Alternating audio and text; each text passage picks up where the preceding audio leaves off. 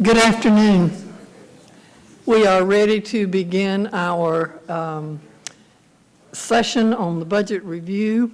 We're going to start with a couple of things from our Director of the Finance Department, Ms. Alexander. One of the things that I'm going to be saying quite often this afternoon is that when this meeting is scheduled to go until 5 o'clock. At 5:30, the council has another meeting, and so we're going to try our best to stay on schedule. That doesn't mean that councilors or whomever cannot or should not ask questions, but just be cognizant of the fact that we are on a timeline, and I will be trying to move the agenda. So with that, we're going to start with Ms. Alexander. And Ms. Alexander, you have given to us the first of our add delete list. Yes, ma'am. Would you just give us a quick synopsis of that, and then we'll get started with the presentations. Yes, ma'am. Good afternoon. So first, I'd just like to make mention of the items that were passed out to council, our budget committee. The first, as our chair mentioned, was the add delete list. There are a few staff adjustments on the list. The very first adjustment that impacts the general fund is the deletion of a temporary position in the Marshal's Department. There was a legal item approved last week by council, and so that calls for that position to be, the funding for that position to be removed from the Marshal's budget. There's also a budget neutral reclassification. This was an item that was just missed throughout the various requests, the many requests that we received from departments. It was just an item that was missed, but it is in fact budget neutral. It is a reclassification in the sheriff's office, reclassifying an ID technician grade 16 to a sergeant grade 18 by using salary savings through attrition for a position number 2002. The next page of the add delete list is the deletion of the OLAW supplement related to the temporary position deletion in the Marshal's office. That amounts to $3,828. And then the third page of the add delete list is a second staff adjustment that was just missed through the budget process. Is adding film funding. That's $500,000, and that is budget neutral because the funding for that is coming from the reserves of the Economic Development Fund. The next packet that was passed out to council. Before we move, are there any questions on this? Anybody? Thank you. Yes, sir. The second packet that was passed out to council was just the responses from the referrals that were noted by council, noted by staff, from the April 30th, 2019 meeting. And with that, that's all the information. And there's a schedule that was also provided to council. It just shows the department presentations for the next 2 weeks, and includes the departments that will be presenting today.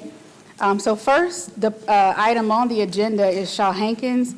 Shaw Hankins is our benefits consultant, and they are will be providing a health care update. There's some news that Shaw Hankins, I'm sure, will share throughout the presentation as concerning their organization. So I'm going to actually turn it over to Tammy Starkey from Shaw Hankins. Welcome.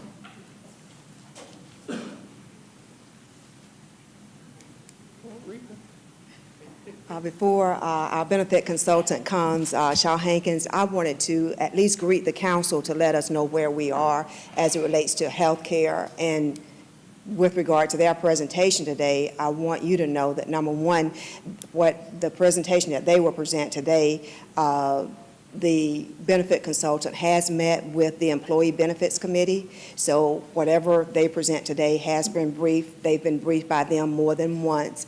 They've also met with the Healthcare Task Force, so the information that they will present here today is not new information. And of course, we've asked our Employee Benefits Committee and anyone else that they want to have watch the council presentation today so that all our employees can hear the presentation today. And we'll probably send out something to employees because it'll be recycled so that they can hear the healthcare information and they're not hearing it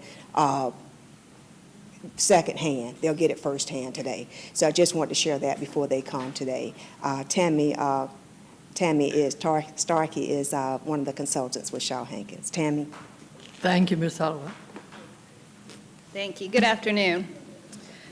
So I provided a copy of the presentation of what we'll go through today, and it's really an update for where we stand on our spend for our healthcare budget, recommendations for fiscal year 20 around the budget, and some cost-saving measures that we're taking and improvements we've seen in our programs.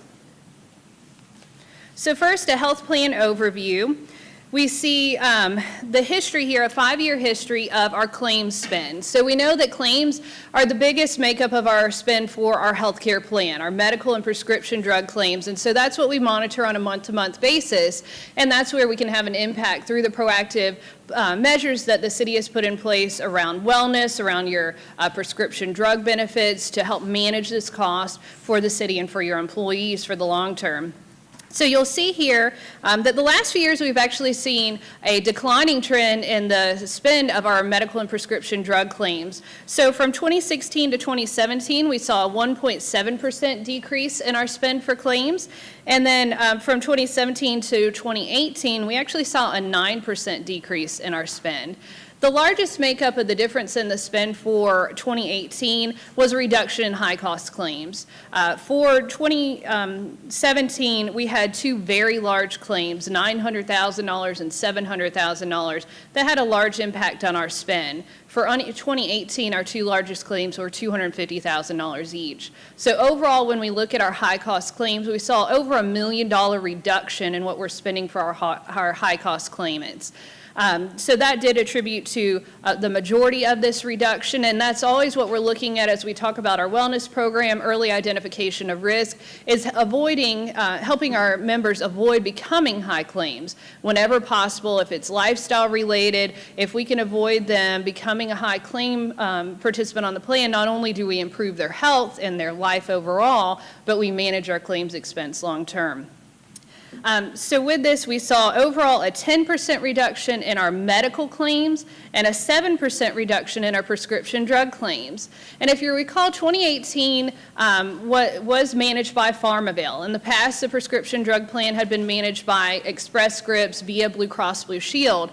So we were able to carve this benefit out. We made no changes to plan design, but we saw better utilization overall of lower cost drugs, generic alternatives, and we saw lower cost medications available through this partnership. As we look at what are cost drivers on the plan, so I spoke of high claims, and so we look at the history here, the green bars being the makeup of high cost claimants, and we're defining in this exhibit and the exhibits that we share with the city on a monthly basis, high claims is any member that had a claim over $50,000 in the plan year. So that could be medical claims, prescription drug claims, or a combination of both. And so for 2018, those high claimants made up 42% of our spend, where for 2018, they actually made up 45% of our spend. So we did see an improvement there, and that's where we saw that $1 million reduction in our overall cost. As far as some specific disease state cost drivers, we remain fairly consistent in these categories as we look at these year over year with the city. And these are definitely areas that are focused with our comprehensive wellness program, with our health and wellness center, to assist our members in improving their health in these areas specifically. So heart disease, when we compare the number of patients and the cost that the plan pays for heart disease patients compared to norms or benchmarks, and benchmarks are taken from national surveys, it's looking at other city and county governments. But there we do consistently range high, we're 252% above benchmarks there, 487 patients treated last year for heart disease.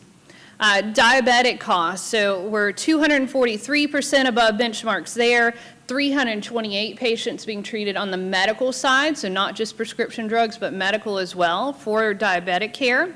And then asthma and COPD were 226% above the benchmarks there, with 102 patients treated. So again, these are consistent year over year, but as now you have participation in the wellness program that I'll speak through, these are the areas that we'll look to see improvements in our cost as well as the number of patients being treated for these conditions. As far as our top cost medications, you'll see our top 20 drugs by spend here.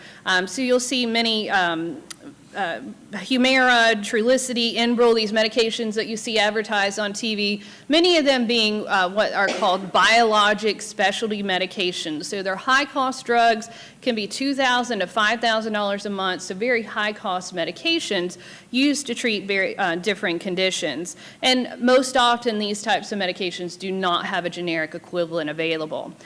But there often is a therapeutic equivalent available that is a lower cost. And that's part of what PharmaVale assists us in educating the members on, that there are alternatives for these medications. While there may not be directly a generic available, let's look at what those alternatives are. They'll work with their prescribing provider to just educate them on what cost-saving options there may be. But when you look at this list, you can see how high these costs are, because our top 20 medications make up 47% of your overall spend on your drugs. So these very high cost medications do drive the majority of what you're spending for prescription drugs. And a program that we put in place for 2018 was called the Enhanced Care Model. And so we discussed this as a program that PharmaVale is able to make available to our clients, where we're able to access 340B discounts through federally qualified health centers. So this is a federal program where these specialty medications that we were talking about, those Humiras, those Enbrel medications, are eligible for 20 to 30% discounts through the federal government programs. And so you'll see that our specialty drugs for 2018 was 16 medications taken by only 36 members, but made up 36% of your overall claim spend, or about $2.1 million. So that's only 16 drugs taken by 36 members that made up $2.1 million in your prescription drug cost. And so by accessing this program, we can obtain those 20 to 30% discounts. And what's required of that patient is simply that they engage in a telephonic consultation with a prescribing physician at that qualified health center. They don't have to give up visits with their prescription that originally prescribed that, or with their provider that prescribed that medication. They continue that relationship. They'll just receive a telephonic consultation, talk about what other medications are you taking, are you having any side effects, are you taking this medication consistently, and then we're able to run that prescription through that provider and obtain those discounts, which looking at the potential savings is $420,000 savings a year.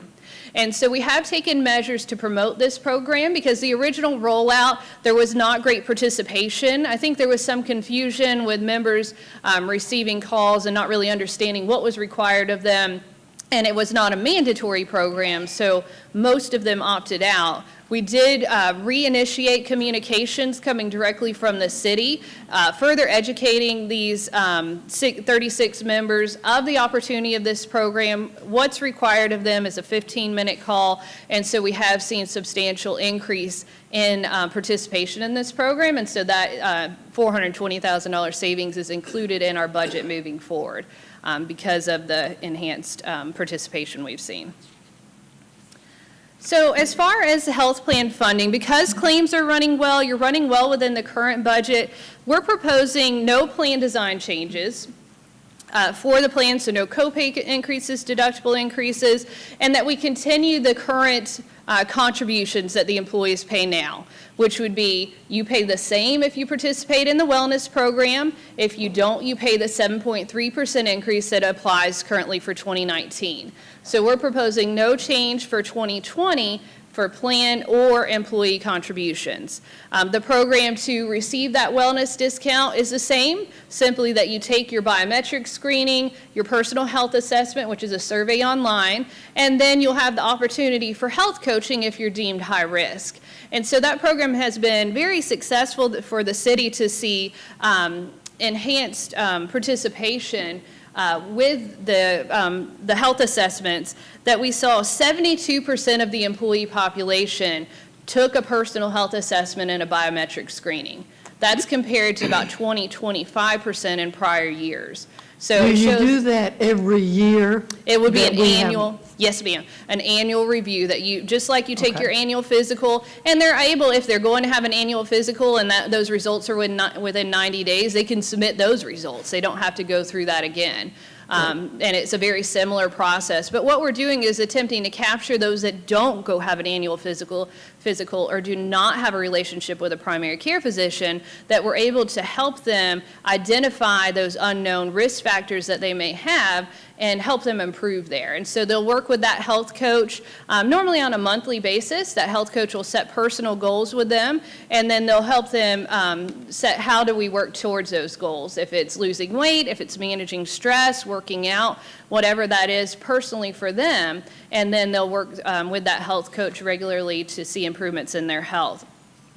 So we did see, we had 1,623 actual employees and spouses complete a health assessment this year. So that's a 263% increase from where we were the prior year with the program that you all put in place for that incentive. And as we look at an overall summary of what those assessments look like, you'll see some of those risk drivers, that we had 88% of that population a high risk for BMI.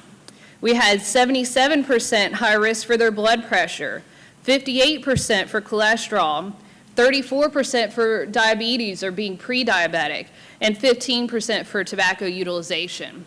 So overall, 55% of the population that took a health assessment was moderate risk and 5% was high risk, so meaning that they had 3 or more risk factors involved. And when we look at the cohorts of who completed the health assessment last year and then did another assessment this year, we saw huge improvements in these metrics for that cohort population. We saw 45% of them improve their BMI, so lost weight. We saw 36% of them improve their blood pressure. 55% improved their A1C level, and 62% improved their cholesterol levels. So we are seeing within that population that continues in the program, they are improving their health, they are improving these metrics. And so having this 72% that completed for this plan year is a great opportunity to continue to build on that and continue to see these types of results with improved members' health and managing the healthcare costs long term. So as far as the incentives, again, we're proposing no change from 2019. So this would be the cost per pay period biweekly for the active employees. So continuing with our silver and gold plans as we have them currently. And there would be a cost if they participate in wellness versus a non-wellness. And you'll see the differential there on the far right side if they do not participate in wellness. And again, that is the same differential that they have currently. And then as far as the pre-65 retiree population, we are also proposing no change there as far as plan design and employee contributions. The only difference would be that for 2020, the city is scheduled to reduce the city's contribution to 0 on the dependent tiers. So that's reduced over the last several years until that's reached 0, and that will be due 2020. So that will be a change for those retirees.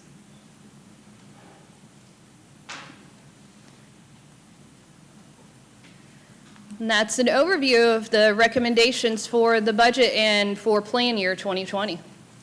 Are there questions at this point?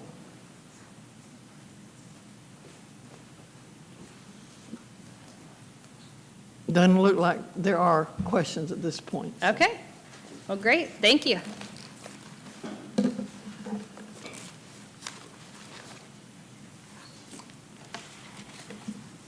All right. A little bit ahead of schedule here. But thankfully, our next presentation department is here, and the next item on the agenda is the coroner's office, and our coroner, Mr. Buddy Bryan, is here.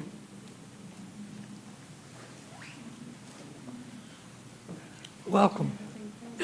Good afternoon. My administrative assistant, Malika Hampton, was to be here at 2:30. My time was 3 o'clock, so I don't have a handout for you. But if you'll just listen to me and hear my plea, I think it'll be easy to understand. I want to thank you for giving me the opportunity to be here.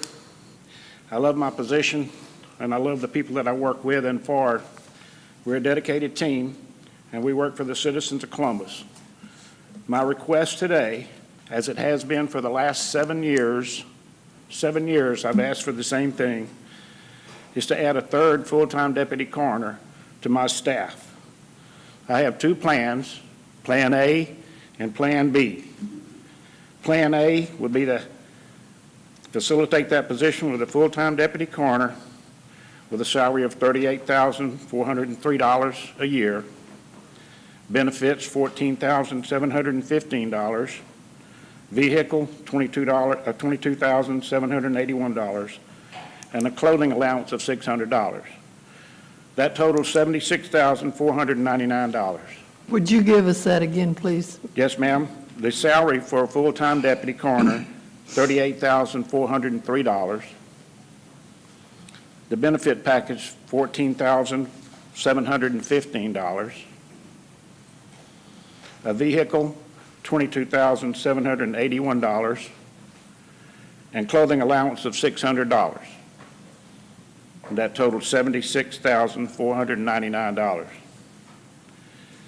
In my budget line, we have some additional monies that I could contribute $12,000 from my current budget towards that amount. That would call for the council to approve $64,500. My Plan B, if you're not compliant with my first request, would be to at least allow me to have a permanent part-time deputy, which would be 29 hours or less per week at $18.46 an hour for a high end of about $27,000 a year. No car and no benefits.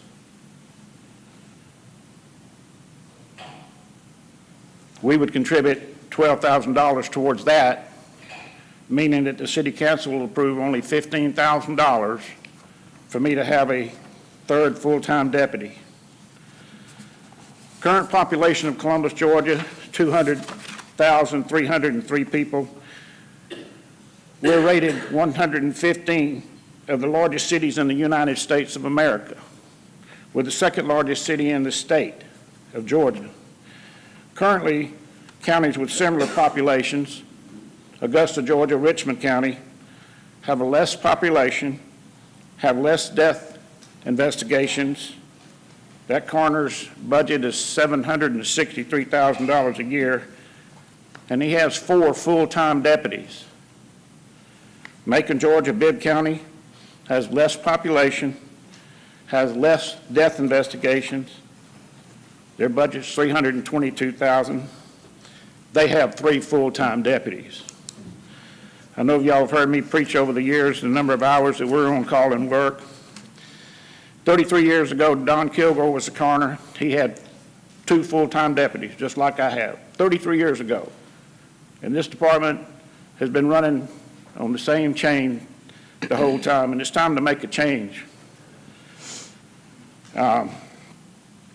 I took office in 2013. We conducted 636 death investigations. In 2018, we conducted 822 death investigations. That's almost 200 more investigations. And it's only going up, people. It's not going down. It's going up every year. And I want to remind the city manager and the mayor and the council that my department handles approximately between 125 and 150 pauper and indigent cases annually. That's in addition to the 822 normal cases that we would have. And over the past 6 years, since I started handling all the pauper and indigent cases, I've been able to save the city $375,000. And you ask me how? It's because we've taken them in, we consult with the families, we try to persuade them to do a cremation. When they do a cremation, the city pays the funeral director $625 for his services to cremate the body. The family, according to city ordinance, has the option to reimburse the city that money. So it's not costing the city for me to handle those cases. And I did that on purpose. I did it back in 2013. I thought I would impress y'all by doing that and give me a third deputy coroner. But it backfired on me. We're just doing a lot more work and still saving the city a lot of money. I want to remind of my efforts as well in the community. I work diligently with the Child Fatality Review Board, helping to try to educate these young people on co-sleeping with their infants. We've reduced the number of infant deaths by our participation in the market. I do a lot of speaking at Columbus schools and colleges on a routine basis. I'm very community organized related. We talk about drugs, we talk about suicides, we talk about homicides, and trying to reduce the crime rate here in Columbus, Georgia, so I'm very active in that. I also want you to take into consideration my Chief Deputy Coroner, Freeman Worley, has been with the city 30 years. He'll be recognized tomorrow at the dedication. He's turned in his retirement papers. Now not everybody can do this job. It takes a special person to do this job. It takes compassion and care and understanding and intelligence. He's also subject to have both knees replaced in this coming year. That means he's going to be out about 3 months. That'll just leave 2 of us. That means we'll be on call every day because 2 of us have to be on call 24/7. If we have 2 deaths at the same time, which is quite often, then somebody has to be there for him. My other deputy, Charles Newton, he's on a downward slide. He's in his mid-70s. I asked him the other day, Charles, how long you plan on being here? He said a couple of more years. I'm going to be faced again with having to hire and train somebody. But the most important thing is finding somebody to meet the needs. When either of my deputies are out sick or on vacation, which is normally a total of about 7 or 8 weeks a year, the monkey falls on my back. I'm there. I'm the elected official, and I work for the citizens of Columbus. I must remind you of the risk that constitutes as far as a safety hazard due to fatigue. I've been up all night on multiple occasions on homicide scenes or suicide scenes or consulting with families, go home, take a bath, I'm back out again for another 24 hours doing the same thing. I don't want the city to get sued. I don't want to get injured in a car wreck, and I don't want to hurt anybody else. There are very few people that can do this job. I'd like for y'all to meet Elizabeth Allison in October of last year. I've been knowing Elizabeth for a long time. She's been a major player in the medical community for many years. She's a nationally recognized certified medic, EMS. I hired her back in October as a forensic driver. She would get in the van, she would come on the scene, she would help make the removal of the remains and take them out to the county morgue. I saw value in Elizabeth. She dedicated many hours of her time, effort, her own money to join our team because she's dedicated. She's perfect to fill this position. I saw great value in her because she's knowledgeable, extremely knowledgeable, caring, compassionate, has high morals and professionalism, and that's exactly what it takes to be in this position. She's already been to basic coroner school. She's certified by the state. She was well trained by me and my deputies, and she has worked multiple calls over the last 3 months. I trust her. Her performance every day is over and above the call of duty. And bringing her on, she would wear multiple hats. First of all, she would fill in as a death investigator when either of my deputies or myself are out on vacation or have a lengthy illness, or when personal issues cause us to have to be out. She would also be our in-town forensic transport driver, which I don't have at this time. I've gone through 5 drivers in the last 7 years. They start out, they do good, and then you get to where you call them and they don't come out. She'll be also driving the van, helping us make removals. But the most important part is her administrative duties. We're going to have her manage medical records, subpoena those records from hospitals and doctor's office. She'll be responsible for reviewing those records and identifying health issues in order for us to correctly identify the manner and cause of death. By doing so, we'll minimize the risk of a multi-million-dollar lawsuit that could be brought against the city of Columbus by negligence or something that fatigue might have caused us to overlook. She's also very active in the community, working with the Child Fatality Review Board, LifeLink, Mass Fatality Committee, and other committees. I'm not one much to beg, but in this case, I'm begging you to please honor my request. And at this time, I just ask if there are any questions. Are there questions or comments? Mayor Pro Tem. Thank you. Good afternoon. I don't have any questions, but, and I don't have a problem supporting adding the position. Okay. So you want to go ahead and add the full-time position or the part-time? The I'll add full-time, full-time. okay. Ms. So- Alexander? Yes, I was just going to provide the cost information. So to add one full-time grade 16 deputy coroner position, total cost to the general fund is $53,118. The deputy coroners also receive an O-loss supplement, so that would be in addition to the O-loss fund of $3,828. And then there's the cost of the vehicle. Are you adding that as well, Pro Tem? And so that's $22,000. Would you repeat that cost? Yes, the value of the cost of the one full-time grade 16 deputy coroner is $53,118 in the general fund. The deputy coroners also receive an O-loss supplement. The cost of the supplement is $3,828. And the vehicle requested by the coroner was a full-size Impala. The cost is $22,781. And then the 600 for, And then the $600 for the clothing allowance, we're adding that as well. I think the total's like 76,400.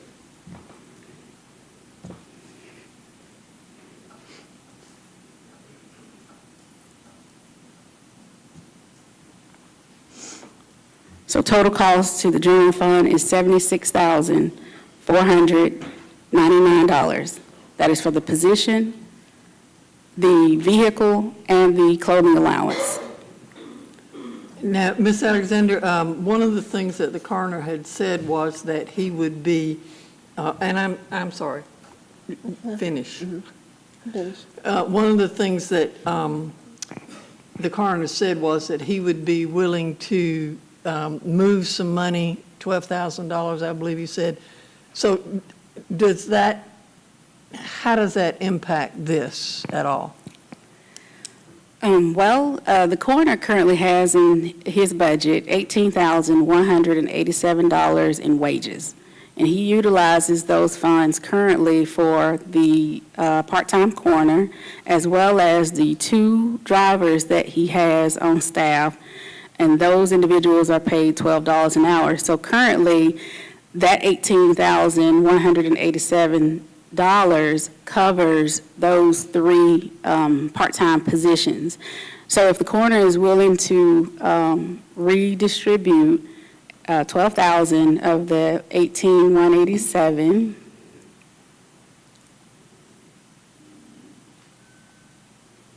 with FICA benefits, that reduces the general fund contribution from $76,499 to $63,581. Okay, so if we wanted to add that, we would add the 63,581? That's correct. Okay. Counselor Garrett? Madam Chair, I absolutely agree. I mean, the coroner has come to us many years. I mean, he's definitely needed some extra staff. Would it be appropriate to go ahead and also add the 27 part-time in case the vote fails on the assistant coroner position, so we can discuss both? Just Sure, we can put both of them. I just want to have a fallback in case We just want, yeah, I something understand. happens. Okay. So the amount that was quoted by the coroner, the hourly rate is actually different. The hourly rate based on the pay scale for part-time employees is actually $17.75 an hour. At 32 hours a week, the total cost which was listed in the coroner's request, $31,796. That's at 32 hours a week, $17.75 an hour. The rate that the coroner used was for the pay scale that is only applicable to our full-time employees. So, and from that 31,796, would we also subtract the 12,000? That's correct.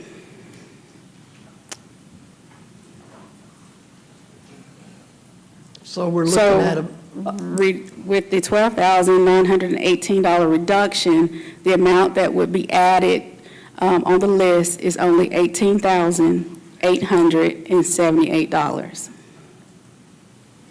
okay, so Counselor Garrett, you're saying let's add both positions just I'll to, make that add for, so we have Okay. that to discuss. we will add the part-time, we'll add both of them,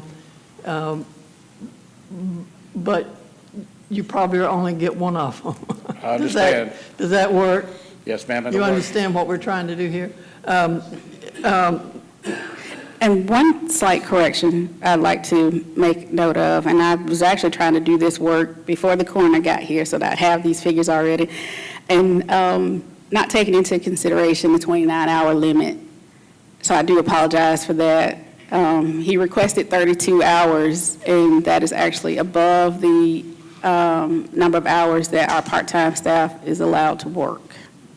So you'll make that, Yes, ma'am. Okay. So the actual amount, based on 29 hours, is only $15,897. okay? Counselor Crabb? Thank you. I remember you coming here a couple times last year when I was sitting in the audience, asking for some additional funds, but I can't remember what they were for. Well, let's go back to 2017. One of my deputies had an accident. Hold just a minute. Can you turn the podium? Got it. Thank you. 2 years ago, I had to come before the council to ask for more money to get me through the end of the year. It was approximately $10,000. It was granted, and it was due to a couple of different things. One, my chief deputy's coroner computer crashed on him. We had to get him a new computer. It was $2,500. One of my deputies had an accident in his car. It cost like $6,000 to get it repaired. So that killed my budget for the last 60 days of that year. This year, the motor blew up in my Ford Expedition, which took $6,000 out of my budget. So I was back here in March asking that money be replaced back in my budget. They've replaced it, but they're replacing a little bit at a time. So we're not able to order body bags, gloves, and supplies at this time, but we'll make it through the rest of the year. Unfortunately, the finance department was charging the wrong budget line for us to pay Elizabeth to get out and do her call. She makes $175 per call. They were charging the wrong budget line. This time yesterday, I thought I had $6,000 still in that budget line. Found out through emails from my secretary that we have $150 left in there. So the rest of this year, Elizabeth can't even work for me unless we ask for an emergency $3,000 fund to be put back into my budget to keep her on board and to keep her doing her job. Okay, so when you say that you can cover 12,000 of that, have you taken into consideration some emergency fund? You're still going to have some emergency funds Well, we in your allocate- budget? I didn't mean to cut you off. We took a look at the 18,000. My out-of-town forensic driver averages around 5,000 a year, so we bumped him up to about 6,000, which left the 12,000 in there that we would normally be paying Elizabeth with to go towards her being a full-time deputy. Okay. So we've allowed for any emergency needs. Okay. I'm not replacing a forensic driver. I only have one now, and he goes back and forth to Atlanta 3 or 4 times a week. Elizabeth's going to be wearing that hat now, so I'm not going to be adding another driver to my staff. I can't find people that are dependable enough and have the professionalism and characteristics we want in the department. Okay, thank you, I appreciate it. Thank you. Other questions or comments? Mr. Bryan, you know that our process is that we have now added these 2 items to our add delete list, and we will not vote on them until the 21st. Isn't that it? And at that, when we vote on the entire add delete list, okay? Yes, So, ma'am. unfortunately, we don't have a resolution for you this afternoon, but we will in 2 weeks. Well, okay? and I appreciate that, and I appreciate Madam Pugh for stepping up to the plate for me. She's been a real pro-coroner advocate for many years, along with Gary Allen and some of the other council members. I appreciate their efforts, and I appreciate y'all, appreciate what you do. And we appreciate your efforts and what you do and what your department does. Thank you so much. Thank you. Anything else for the coroner? Thank you, sir. Thank you. Ms. Alexander.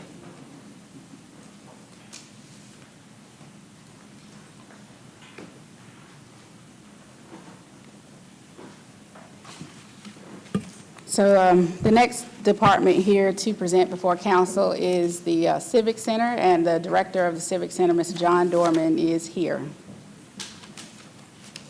Welcome. Thank you. Good afternoon, Madam Chair and committee. We are seeking to amend our budget for FY20 with a reclass of a position.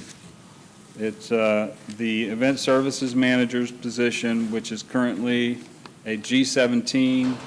The request is to move it to a G20.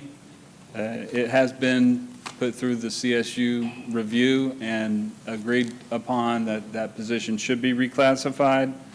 In order to make it budget neutral, we have a vacant funded position for an arena tech position that is valued with benefits at $37,954.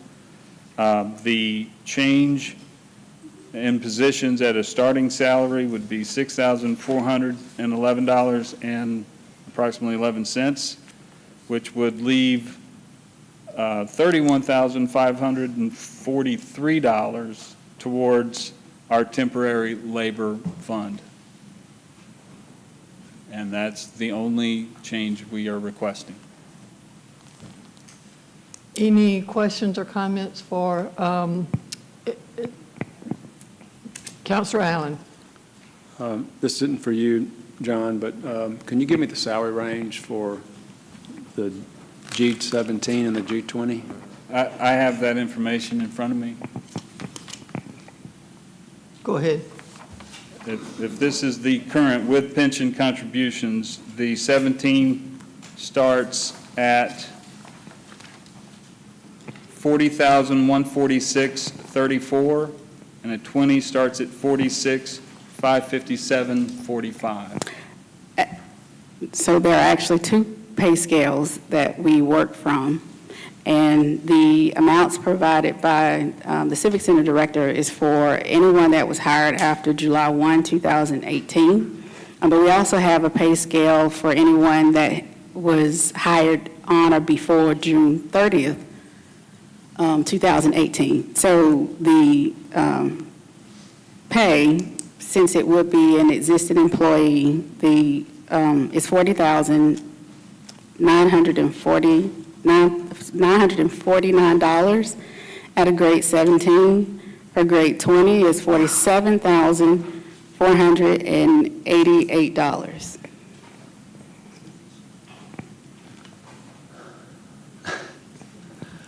Clear as mud. Okay, 40,949 Yes, sir. is for G17. Yes, sir. That's the starting, right? Yes, if you were hired on or before June 30th, 2018. Is that step A?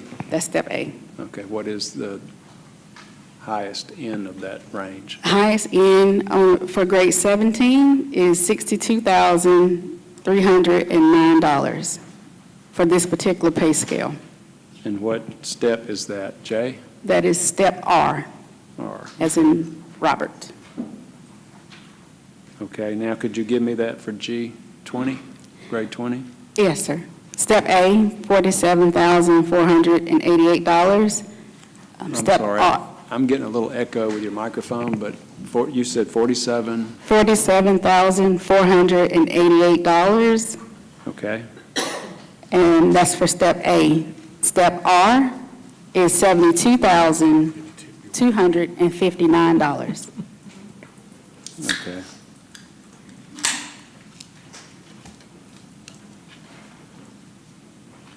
Mr. Dorman, what is the reasoning from going from a 17 to a 20? The reasoning, sir, would be, Chair and committee, the reason is to attract the quality and caliber of employee to that position were it to become vacant, and also the current person in the position, additional duties and responsibilities that have been added to the job since me coming on board. Okay, what step is the person in now? I believe they are in a C. I'm sorry? The 17A, it's still in an A. It's a 15-year employee. They're still in a step A?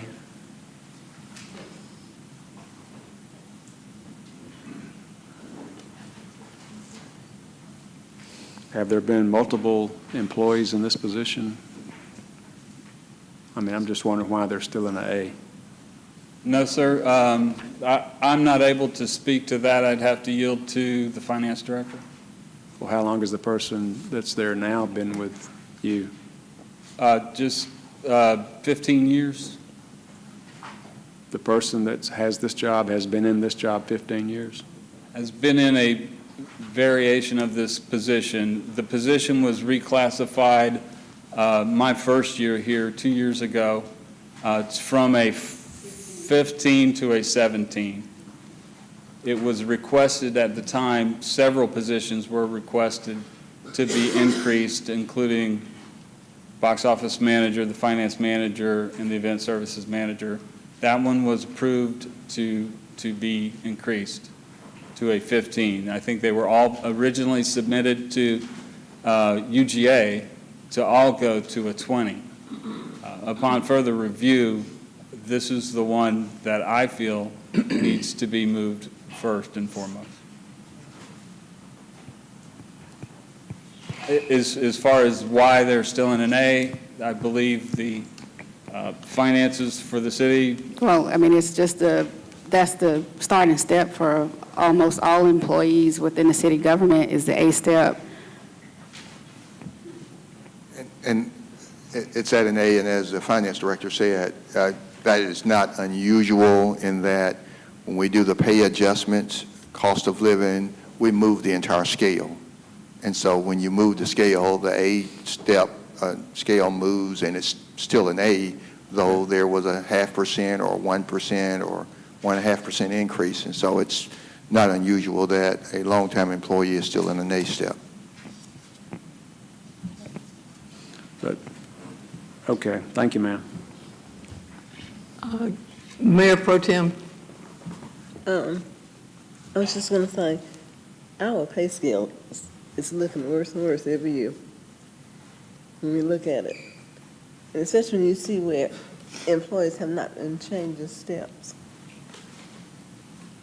Because then when you hire somebody, you replace them, and you got to go up more, you really need to go up more than 2 steps.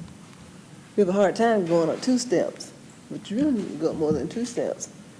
And at some point in time, you have to do something. I don't know where we're gonna get the money to do it from, but we have got to do something about employee salaries.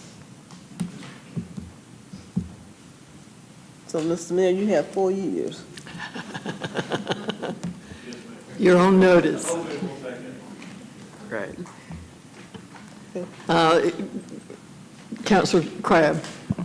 I just wanted to get some clarification. So you're saying that this person's been in the position for 15 years.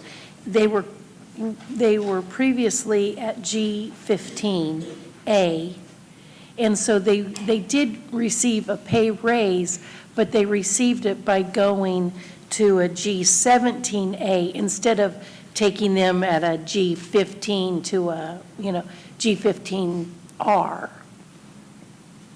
Well, what it sounds like is that the position has changed multiple times, and it has been reclassified as a result multiple times. And so that is why it would have gone from a 15 to, let's say, 17, and there's a 2.5% difference between each step. So if it went from a 15 to a 17, that person would have gotten a 5% increase and moved from a 15 to a 17. And therefore, they did not go out on the scale. And so now that it has been evaluated based on the current duties, it was sent to UGA or Columbus State University to take another look at the position, and they've now approved it going from a 17 to a 20. Mm-hmm. And so he is asking that we honor what was approved by Columbus State University and move the position from a 17 to a 20. And if it moves, it would go from a 17A to a 20A. But I was making the point, we've been with the current pay scale since 2006, when UGA approved and council adopted. It's 2006. Obviously, that person was in the job prior to 2006 and has continued in that job under this pay scale that started in 2006. But the position has changed multiple times, and so that's where we are right now. Okay, so you can get raises in 2 different ways, by moving up the scale and then moving out the scale, like from A to R. Excuse me. That would be true, but Okay. mostly moving up the scale and not out the scale, because typically when there is a pay adjustment, the whole scale moves. In other words, every person who is at A, if they get if there's an across the board cost of living 1% increase, we would go in and adjust the A scale and every A through R by 1%. And so that person still remains in A. So they didn't go out the scale, they stayed at A. A was just adjusted by 1%. I see, okay, thank you. Councilor House. Thank you, Madam Chairman. Mr. Dorman, I was a little bit confused after you talked about what it would cost to make the change. It then sounded to me like you were proposing some reductions elsewhere to make it budget neutral. Did I understand correctly, and could you explain that again? Yes, sir. The money that we would use to fund the difference is coming from a vacant position that's currently funded that we have no intention of filling. So that money is going to be reallocated to fund the gap, and then the remainder of that money would go to our temp labor fund, which is the amount we use to, or the money that we use to pay our part-time ushers, ticket takers, and other part-time employees. So that position itself would be deleted officially. Okay. So we're talking about an add and a delete. That's correct. Okay. But as Mr. Dorman mentioned, it would be budget neutral. The value of the position is $37,954. That's a grade 9 Arena Tech position. The value of the reclassification is $7,595, which would leave $30,359 for that temporary labor pool. So it would just be reallocating the dollars from the position deletion to cover the reclassification, and then to also leave money in the labor pool. Okay. Thank you. So, Ms. Alexander, if we were to take action to grant this reclass, are you saying there would not be a dollar amount on the add delete list? There would be $2 amounts on the add delete list, one for the increase and one for the decrease, but they would net to zero. So it'd be a plus and a reduction, plus and a minus. Okay.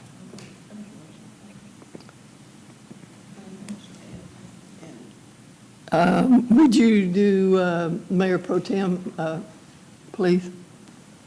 Thank you. I make a motion that we put this on the list. Okay, the motion has been made to add this to the list. Is there, we don't need a action. We'll just add it to the list. We're putting the reclassification, which will add the new amount and then delete the Vacant position. vacant Vacant position. position, that's correct. That's what we're putting on. And the remaining funds will remain in the temporary labor pool. Okay. Anything else for Councilor Davis? Director Dorman, I just wanted to, I'm looking at the actual budget from 18, and then I look at our adopted budget in 19. You got $1 million difference on your operating fund, and then it's back to an increase of almost another 6, but it looks like 600,000. It looks like contractual services increase. What is that? Are you having to pay more for events? There are a couple of things, but go ahead. Right, go ahead.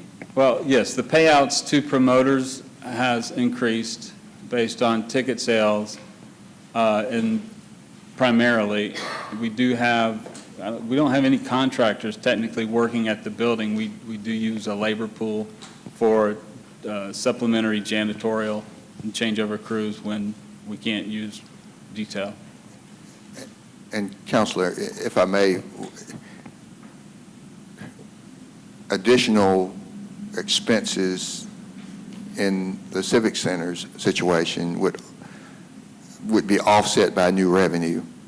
You know, we'll come to you and ask you, and we've done it annually over the last few years, we've had him come to council. I think we came most Twice. recently a few weeks ago, where we'll tell you that expenses obviously are up because revenue is up. And so if you've got one event that's very, very successful and kind of blows you out of the water, and I gave you an example a few weeks ago, then obviously your expenses are going to be up in proportion to the new revenue. We had an event I shared with you. One event grossed $572,000. So you can imagine. Which our payout turned out to be well over 400. The payout would be considerably more, and your cleanup expenses, you're going to have more people cleaning up, and so your expenses are up, but it all balances out. When we look at his settlement sheet and expenses are up, we want to see that the revenue is up as well in proportion to those expenses. So what you're telling me is this, when I look at this increase here, it's not abnormal, anything like that unusual, but it does wash out Yes, that's right. And typically, we're going to have to come to you, and we've done it probably twice this year, and we did it last year, if you remember, when, let me tell you, if your expenses are out of line, she is going to add you to my agenda to come and tell council about it. That's a certainty. So that's the explanation for that. Okay, thank you. Any other questions for Mr. Dorman? Mr. Dorman, as you heard a few minutes ago, we will not take action on this afternoon. This will be on our add delete list that we will consider on the 21st. And so at that time, the council will take action. Okay? Anything else for us? Not at this time, ma'am. Thank you so much for what you're doing down at the Civic Center. We really appreciate your work. Thank you. Ms. Alexander. Hold just a minute. Ms. Crabb. Madam Chair, can I ask that if somebody's going to reference the bound copy that we have, that they say the page, just so that we can turn to that page?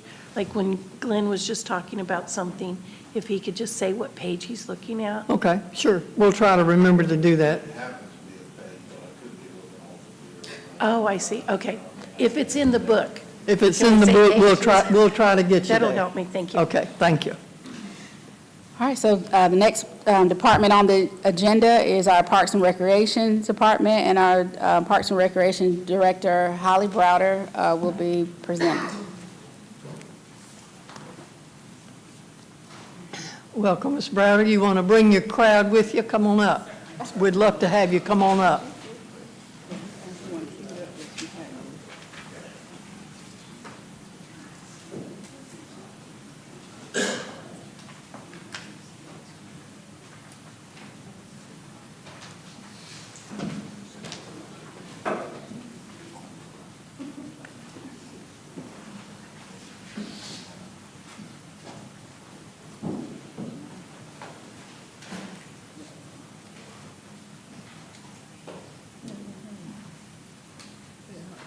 She's over here, but...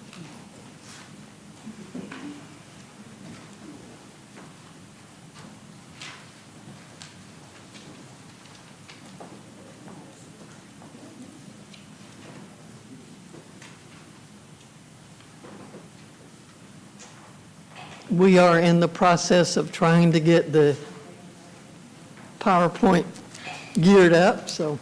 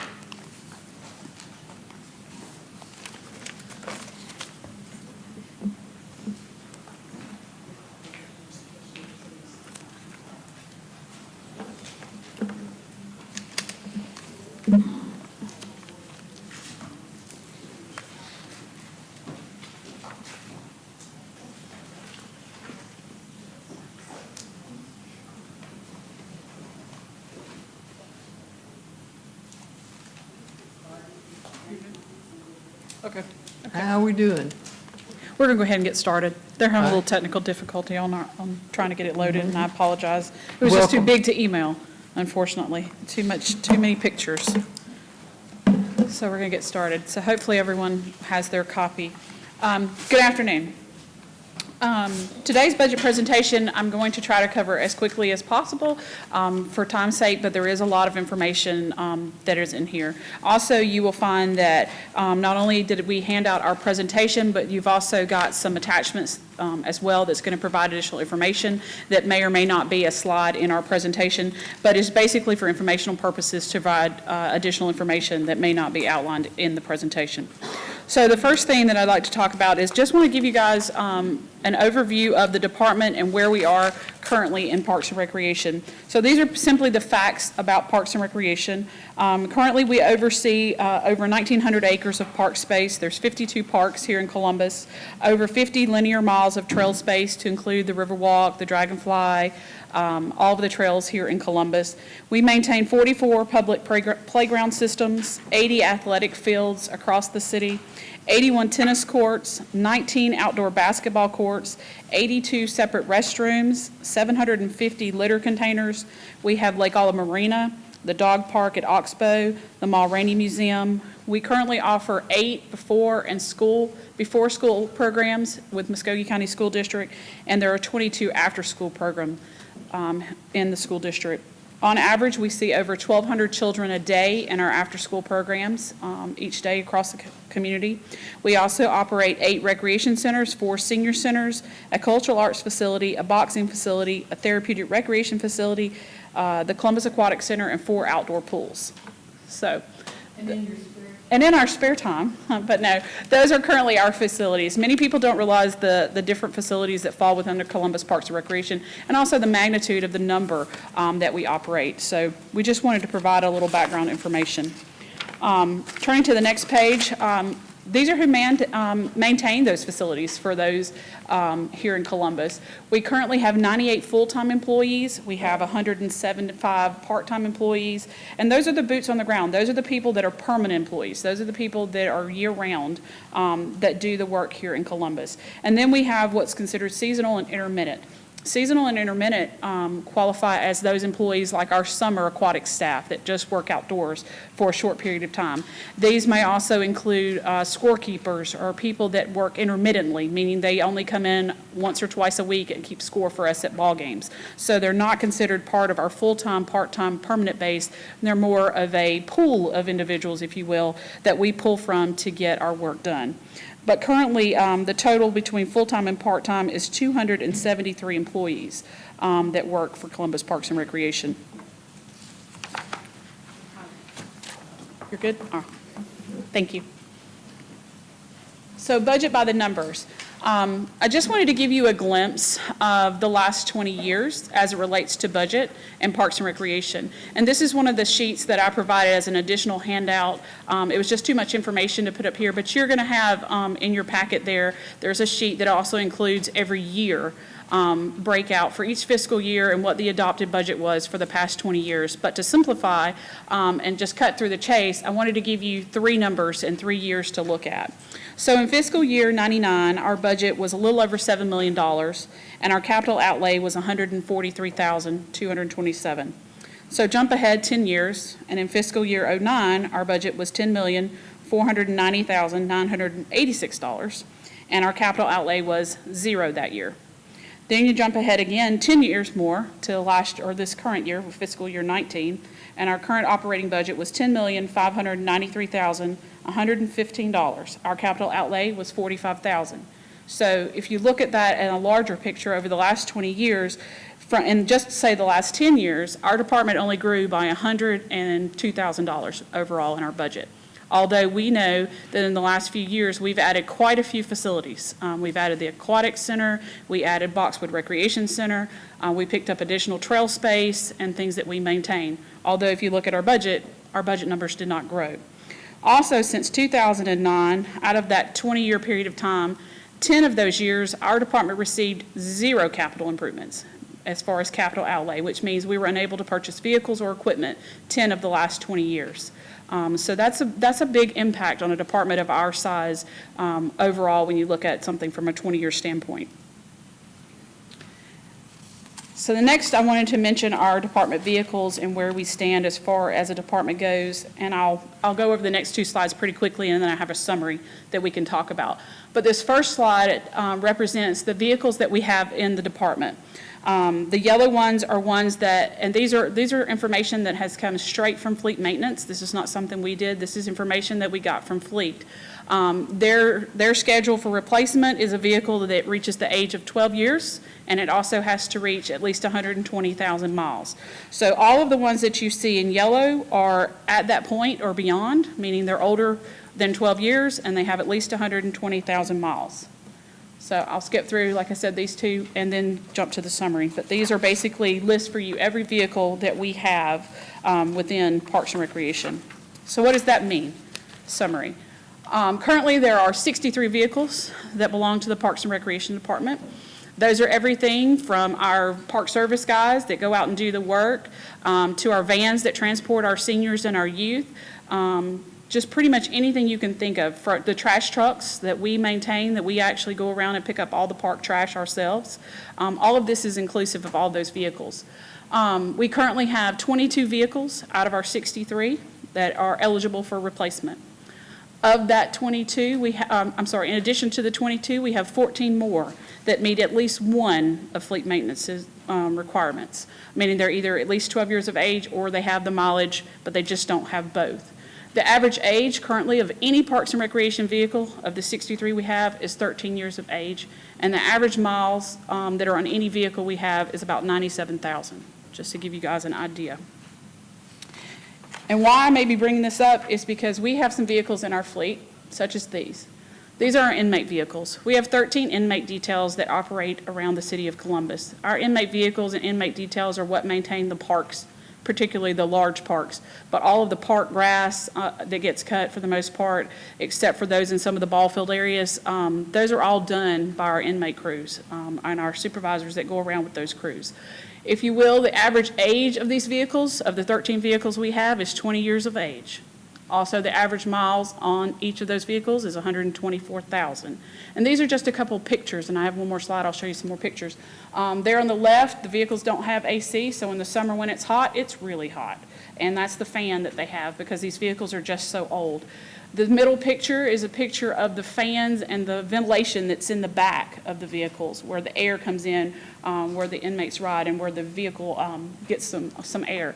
As you can see, they've been taped up, they leak, and it's not a maintenance issue at this point. Certainly not saying that it's a maintenance issue, because it's not. Fleet maintenance has done their best that they can, but based on the average that these vehicles are 20 years of age, they've lived their life. These were essentially originally designed to be trucks that were used for hauling things, not people, and not equipment, and not pulling equipment. And these trucks are used to pull trailers with mowers and equipment on them on a daily basis. Next picture, here's a few more pictures. You can see they just leak, they're just worn out, and nothing we can do and nothing Fleet can do, that's not a maintenance issue. We've reached a point where Fleet sends us our request to make repairs on the vehicles, and we're having to replace the engines, and we're having to replace the transmissions. And it's hard to tell Fleet that, no, we don't want to, because we don't have another vehicle to use. We reached a point in our department, and I'll show you a slide in a moment, how many more vehicles we need. But when we have a vehicle that goes down, that means somebody's going to share and somebody's going to ride together. We have no more spares. We have no more extras. Everything is gone at this point. We're at the bare bones. And so, for example, the only thing we can do in our prison detail when our inmate vehicles are down is they share and they ride together, which now means instead of having two crews of 5 or 6 guys or 8 guys or whatever out cutting a park, we have 2 supervisors and 1 crew that maybe has a few more guys. But it's not the equivalent of having 2 solid crews cutting the parks and getting things done as quickly as possible. But maintenance is an issue for us. Not the fact that it's not getting done, but why do we continue to put money in vehicles that we should be well past their prime and we should be moving on and getting something else? This is a current list of those vehicles. Like I said, I sort of gave you a summary a minute ago of age and miles, but just to show you where they are. And this is where I do ask for some funding to assist with this. And I've asked our correction guys to come with us today because we have 13, like I said, 13 crews. Currently, we've been funded in the proposed mayor's budget for 10 vehicles. We would request to have 1 more. We are eligible, and under Fleet's current standard, we're eligible to replace 1 more vehicle, which would be 11. We have 2 that haven't reached that threshold yet to be eligible to be replaced, but we would ask for 1 more. However, I don't want to come empty-handed. I don't want to say, you know, we'd like to come out of this year's budget. One of the things we would like to have considered, and this is not something that we have done as a department traditionally, but we know going into this end of this fiscal year that we are going to have substantial salary and wage savings in our department. And when I say substantial, I mean substantial. We have been unable to fill our positions, we're unable to maintain those people in those positions, and so we're going to have enough money that we could make a purchase like this. And so this would be one of the things that we would ask to be able to purchase with salary savings from our department, rather than dip or go into the fiscal year for 20. And like I said, now, 10 of those were already put in our proposed budget through the mayor. There was $450,000 set aside for these because these vehicles are dangerous. I mean, they've outlived their life. They need to be replaced. And so we would ask at this time to have one more vehicle in consideration, and that if possible, we could help ourselves instead of having to go to the budget for next year. Would this be a van? Yes, it is and I don't know that I have a good picture that you could see, but yes, it is. It's not a van in the sense of a typical van. It has the chassis of a truck on the front, and it has the back portion is a, words escape me. It's what? It's a box, I'm sorry, yes. It's more like a box, that's the simple way to put it. It's a box truck, basically. Okay. Like you would use, like you see for a U-Haul or moving companies and stuff like that. That's how it's designed, with a door on the side for the inmates, and the back is for equipment. Okay, we have several counselors who have questions or comments, starting with Counselor House. So, thank you, Madam Chairman. So if I understand correctly, you want to add one more vehicle, and it's an inmate-style Yes. vehicle. Yes. But you want to pay for it with savings from this year Yes, sir. personnel. How do we put that down then, since it's not I mean, it's an ad for next year, but Hold a then, minute. Go ahead. no, since it's two different fiscal years we're talking about, we're adding one to next year, but we're trying to use money from this year. Is Ms. there- Alexander?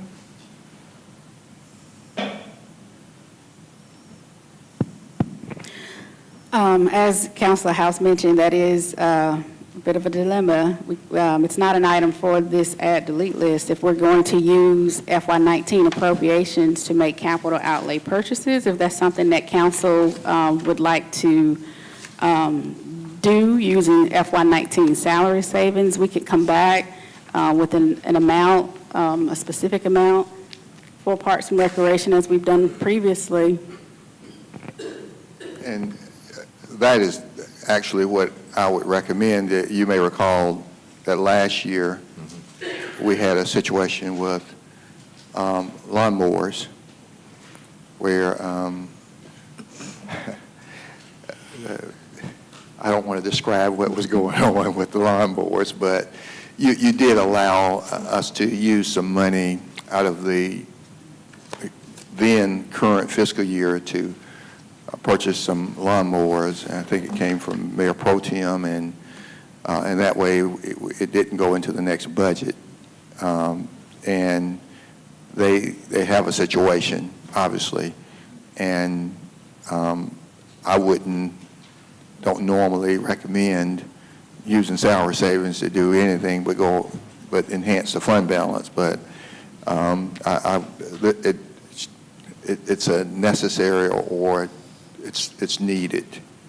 And so in this instance, I would support that if council. So, Mr. City Manager, would you say that if we could take care of this, perhaps an item on an upcoming city manager agenda, and not have to add this to the add delete list? Yes, Is that ma'am. Yes. what we would do? Yes, ma'am. Okay, thank you. Then I think that what Councilor House meant to say was, could we do that, please? Okay. Councilor Woodson. That's okay, because I was going to make the same recommendation. Councilor Allen. Thank you, Mayor. Isaiah, can you help me recall how we took action on a policy that when there were extra funds or funds unused in a department, at the end of the year, they went into the general fund? And so, but since we're in the budget negotiations or budget discussions, that's not applicable. We're talking about administratively moving them around or something like that. Is that, just help me get comfortable with our Yes. decision. we advocated for, you remember our fund balance or reserve was down, and the way to get the fund reserve from below 60 to about 62 or 63 days, we asked you to pass a resolution that would prohibit the use of salary savings and allow that salary savings to go to enhance and get the fund balance above 60, and you did that, and we got it from below 60 at about 58 up to about 63 days as a result. And that had been the policy over the years. I remember Jack Rogers, former Mayor Pro Tem Jack Rogers, was a stickler for that. And that's how we were able to keep our reserve fund built up. And so you did support that, and that's where we are with it. And while they didn't get necessarily this in the proposed budget, she's asking for a way to get what she needs. And I'm saying I don't support using salary savings to do what we're talking about, but this is an instance where it's needed and perhaps could be done on a one-time basis. Okay, thank you. Thank you, Madam Chair. Councilor Davis. I tend to agree with the city manager. Director Browder, I don't know how you and your department, most of them are right here with us today, I don't know how y'all have done it over the years, really. I mean, you've heard me, I don't know how many times I've talked about capital outlay, having capital reserve set aside. We balanced a lot of budgets on zero. I mean, and what you showed us here is exactly what's happened over the years. I would, Ms. City Manager, and kind of piggybacking off what you're talking about, I don't have a problem adding it on the list out of the fund balance, or if you've got another fund, but it's been amazing at what this department has done over the years, but you're going to need it. And we've done a lot of emergency funding. You're going to need it. Something else is going to come up, and you're going to need those salary savings. You're going to need something in your department, and that's why I would be willing to add to this, not only with the character of the department and what it's done over the years. I think this is a minor request, knowing that you've spent zero in capital improvements. So I don't have a problem with putting that on the list out of the fund balance and allowing them. They're going to need their salary savings. They're going to need all that because something else is going to come up. And you guys, I mean, this is already, I can tell, this is going to be a year that, the cutting of the grass and all those other things. I mean, you got a lot of work to do. And that's We going to have, and unfortunately. Well, let me just, if I may. We've got the rest of May and June, so we have less than 60 days left in this fiscal year. And so the salary savings would not remain with them. It would actually go to the reserve fund.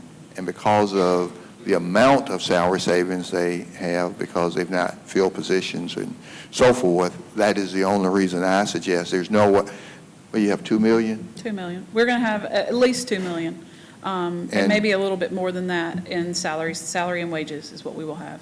And so that's why I was suggesting you could do the one time, and she's still going to have a lot of salary savings to carry over to go into the reserve fund. So you're saying you don't see a problem with this? Okay. This one time? This one time? No, I do not. Councilor Davis, you want to go on? So what I hear you say is go ahead, it's okay to go ahead and put it on the list. No, I was saying No, that don't put it on the list. we would bring it on an agenda, on the city manager's agenda at the Before next the end of meeting the or. fiscal year. Yes, this fiscal year. Okay. And the use would be a one-time use of salary savings for reserve, yeah. With no precedent set. Well, let it be noted, we've had this conversation today, so I trust the city manager. He'll handle it and make sure it happens. And essentially what it would be a use of reserves. I mean, all salary savings roll up to reserves, so it would be a use of reserves. Well, we'd look at any additional operating savings that could possibly be in the department first. to allow the purchase of some of these items, and then it would be general fund reserves that we be essentially using, as opposed to salary savings. Director Brown, are you okay with all that? Yes, and I hate that we're having to ask, because certainly I You're understand okay. what We're is being just, said about the okay. fund balance, and we hate to, but as I'm going to share in a few moments, we're at a point where we have to decide what services we offer and what we're able to do, because certainly I can promise you that our team, we will do more as long as we can with less, but we've sort of reached the point, if you look at our budget and you look over the last 20 years, that we've done that. We've proven that we can do that. We are that one department that has always done that and been the team player, but unfortunately, we're at the point where we have to have some equipment, we have to have some of these things to get our jobs done, and to continue our community in the right direction. And that's all we're Well, asking. you've explained yourself, and you don't have to worry about asking. This is for us to learn too. I mean, we're learning as we go here, so we'll know. But I'm comfortable. I think it's going to be handled. But we appreciate what you and all your departments done over the years. It's phenomenal. Yes, sir. Mayor Pro Tem Pugh. I was just gonna say, is that all you're asking for today? No, ma'am. Unfortunately, no. And what was the total salary? What is proposed total salary savings? Right now, we're looking at least 2 million. It could be a little more than that. We were trying to be conservative, but at least 2 million.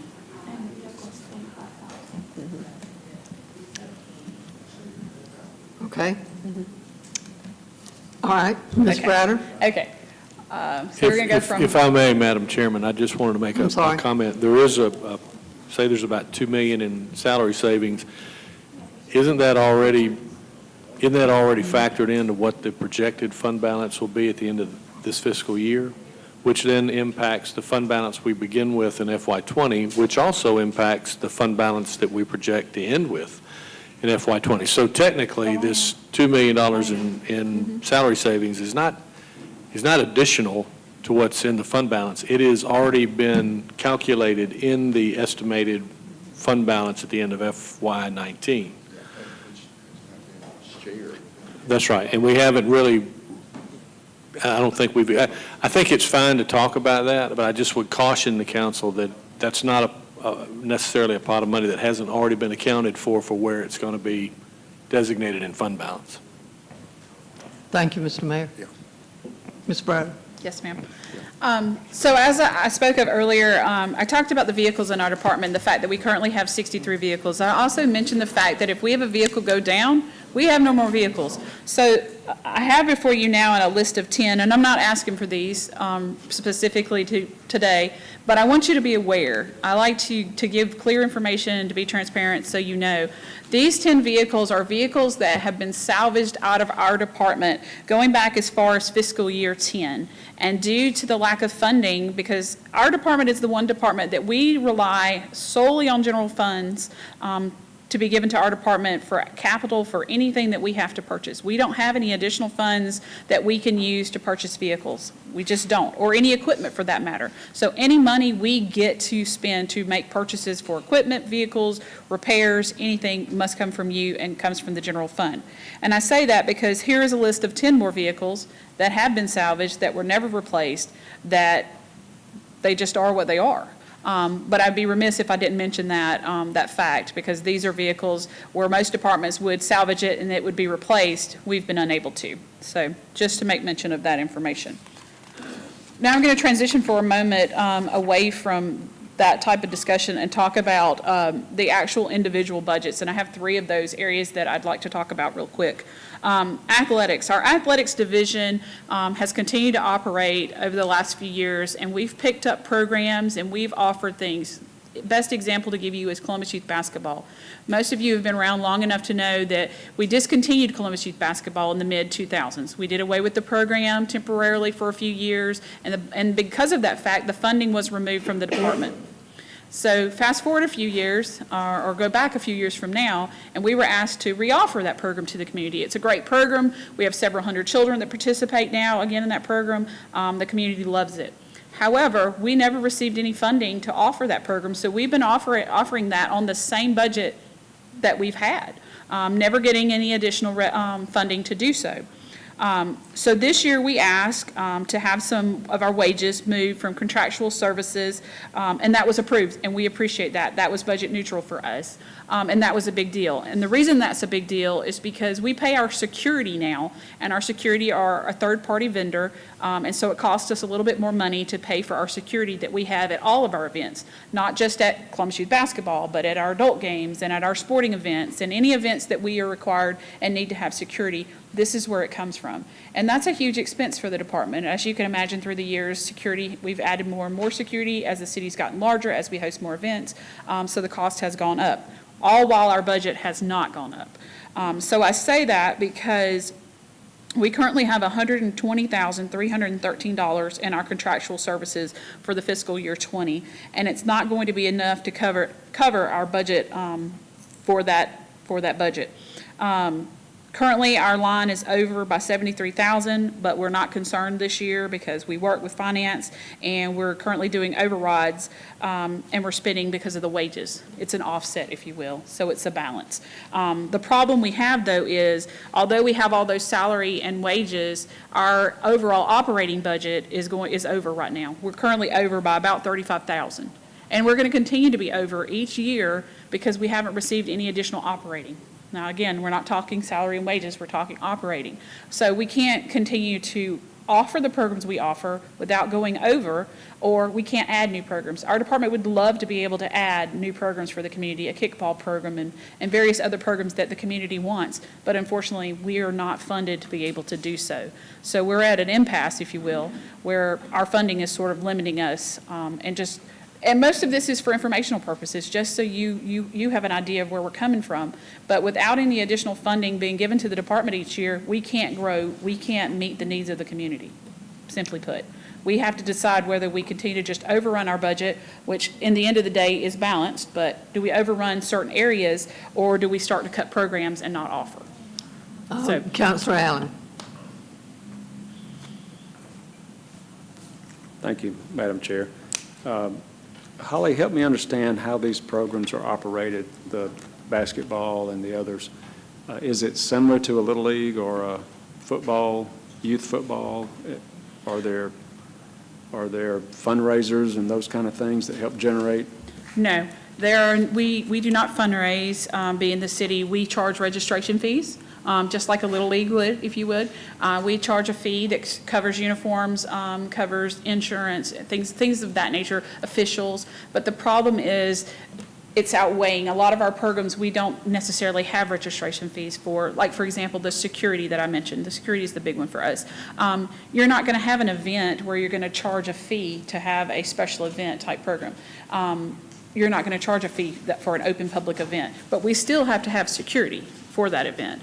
And another example would be at the South Commons, at the softball complex. We have a tournament for the weekend. Well, our department's not making the direct revenue. We are, but we're making it in the larger aspect of hotel, motel, with people coming to the city, and that going into the general fund, if you will, because we don't see hotel motel tax in our department, but it goes to the city. So we see it in that regards, but it doesn't help us because our budget's not getting any of that money back. We're paying it out because we had paid security and employees and things of that nature, but we're not seeing a return on it because we don't charge, we aren't charging every individual person who comes or the tournament fees and things like that. That's not us. Can you give us some numbers on, not today, but Sure. at some point, on tournaments and the overall economic impact as far as hotels and restaurants, all that time? I can probably get that from between the CVB and the Sports Council, Sports yes, Council, because it's primarily going to be the same numbers that the Sports Council presents to you guys. When I know Mary each year, she'll come and give you an overview of the previous year. She and Peter will come. It would be those numbers, but I'd be happy to get those back for you. But it would be those numbers because that's the impact, because it's our facilities that they utilize. The tournaments are being held in, the facilities that are being used, but we just don't see the return on that, unfortunately. It helps the community, but it doesn't come straight back to the department. Okay, thank you. Yes, sir. Councilor House. This discussion may actually go on beyond where we are today, but should we change our system so that there is a direct charge to someone using a field or facility that does go back to you?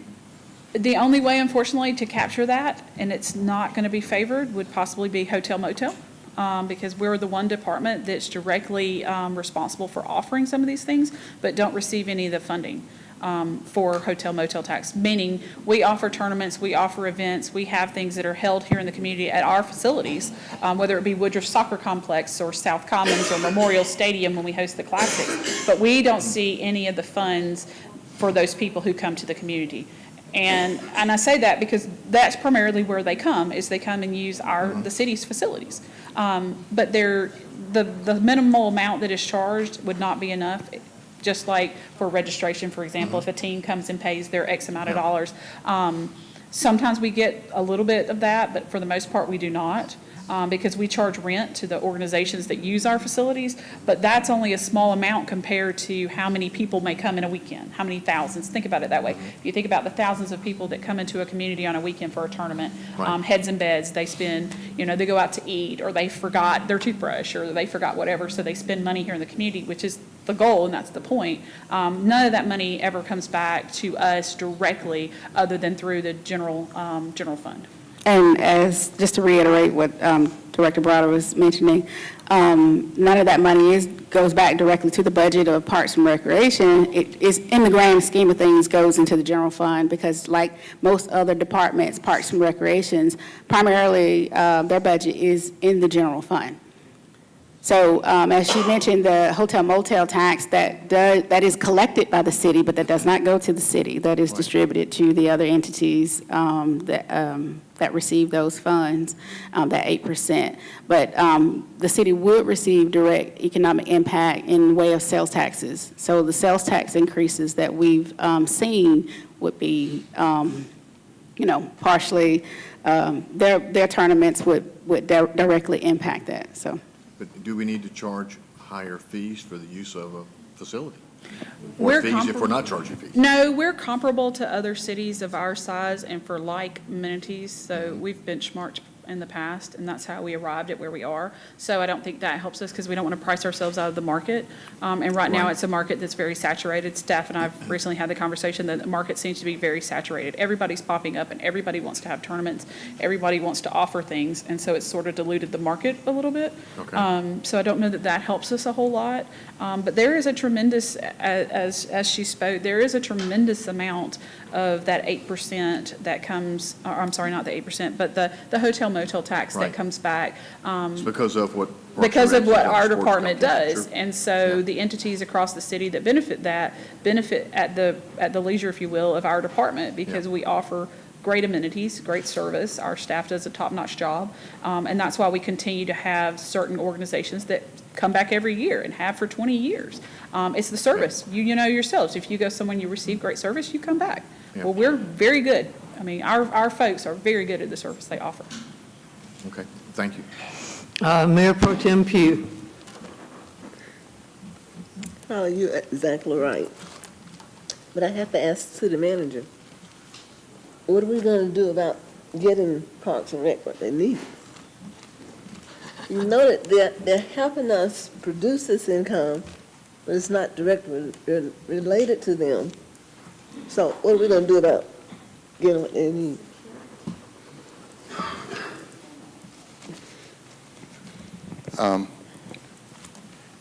Mayor Pro Tem, I was just consulting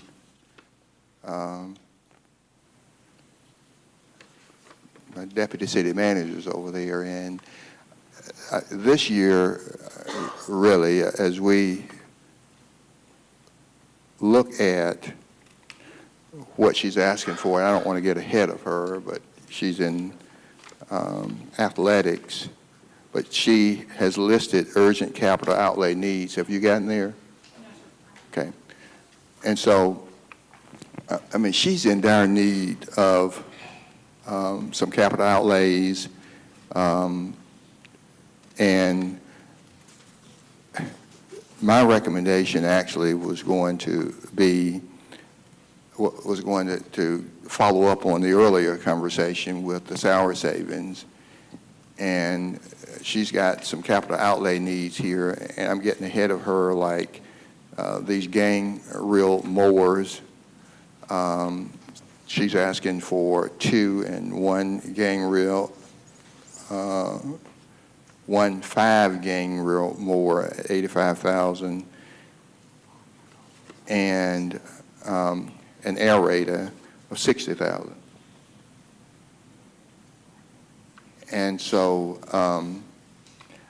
I was going to actually suggest that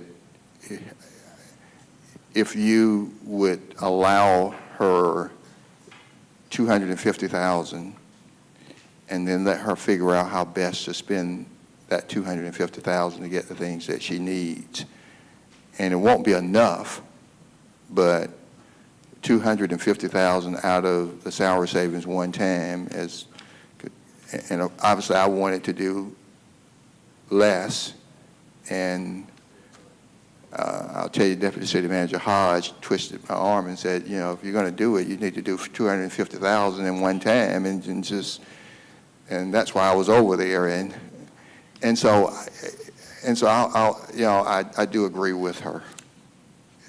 If we could do that one time, and then maybe she could figure out how to not get caught up, but at least keep things going. I don't know if that answers your question, Mayor Pro Tem. You asked where the money's going to come from. That's what I can offer you, and you heard what the mayor said. While we point to salary savings to do it right now, as we can come back this month, eventually, because it's been calculated into the projected salary savings that we will have based on what the finance director thinks will be there in salary savings across the board, in essence, it still comes out of reserve, but we're just going ahead and allowing them to move forward with it at this time, if you decide you want to do $250,000. And for our listening audience, you know, that money is well spent. Because even though we're having to spend money, we're spending money to make money. Because when we want to have tournaments and things come into this community, we have to have the fields and the houses on the fields. It has to be in good running condition.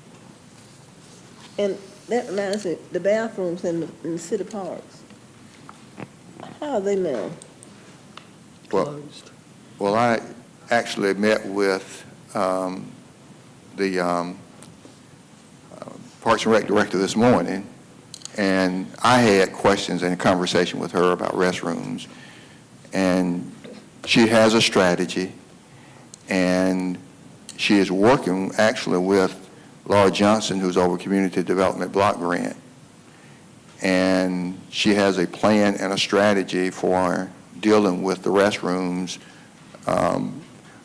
over a number of years in the various parks with support from Community Development Block Grant, is what she shared with me this morning. So it's on her radar and she's working with it. I met with her at 9 o'clock this morning. So there's a plan. Mr. City Manager, I have to confess that I've looked ahead a little bit on her presentation, and I know that there are a couple of other divisions that she has in her presentation that are over. Are you suggesting that we do the $250,000 for capital outlay only Yes, ma'am. and not for some of the other issues that she has brought to us? Well, I told her Or is this. going to bring to us? Yes, ma'am. That's exactly what I would propose. And I think she knows that, you know, the timing, we'd love to have park rangers, for example, but the timing is not right for park rangers, but she did not want to go without bringing it to you. But she understands, and we had this conversation this morning. So yes, ma'am, that's what I would recommend. Okay, we've got several other folks in queue, so let's have those. Councilor Crabb. Is it possible, thank you, is it possible to charge for security? You know, so you charge a rent and then on top of that, charge for security? I believe in some of the areas we do to help cover some of it, but some of it you just can't charge. You can't pass along the cost. We do a pretty good job trying to pass along the cost to many of our organizations, and in some, we will have them directly contract with security. That way, we aren't having to do it, but we verify and we know, we coordinate with Sheriff's Department, Police Department, so we know that they are using and they have adequate security, but that saves us. So yes, we do some of that where we basically offset, but we're letting them be responsible and pay for it, so we're covered. That's the only way we're able to help ourselves a little bit, if you will. But sometimes there's no way, for example, and I keep using an example, but it's the best example to explain. Like in Columbus Youth Basketball, for example, we don't pass along that security cost to the consumer, to the kids, if you will. We do it as a department because that's what we have to do. That's how we operate, and that's the right thing to do. And so we don't pass along that cost. Okay, thank you. Counselor Woodson. Yes, city manager or Holly, I just want to be clear because I believe in Parks and Rec, and it's funny, we were in our take-home car committee, and we talked about you too, you know, how important your organization is and all the things that you do. So it's finally, you know, it's funny that we're having this conversation now. But I wanted to know, did that because I wasn't sure what Judy was asking, that $250,000 that you're talking about, would that include the deficit that she's going to have with that $35,000? No. No, it would be completely, it would be just that. So what are we going to do then to address, or what can we do to address the programs? Because one of the other key elements of Parks and Rec is the programs to children. It helps cut back on crime. We keep saying that, you know, in order to keep the children, you know, busy and they'll help our community. So I guess I'm wanting to ask, can we get maybe at the end of the presentation, we can get like a total of what she's actually needing, both in capital improvements and in the athletic programs, because while I agree with the capital improvement, I'm very concerned about the athletic program because these children in our community need these programs. And we want to make sure that the programs we're offering are funded. So I guess I'll just wait, and then I would wait for staff to tell us, you know, from where we can get some of these dollars, because I'm wondering too, for the athletic programs, can we get that from the crime prevention program? I don't know from where, but we're addressing the capital improvement, but I'm more concerned about the athletic portion of it. And if we're going to do a little bit here, I prefer to do a little bit on the other side too. Well. Does that make sense? I mean, you absolutely make sense. I think I was trying to address what she refers to as urgent capital outlay needs, because if they don't do the mowing, you're going to hear from your constituents. Mm-hmm. No, that's true. And so we'll figure out the program-related human resources and how you make all that work. Okay.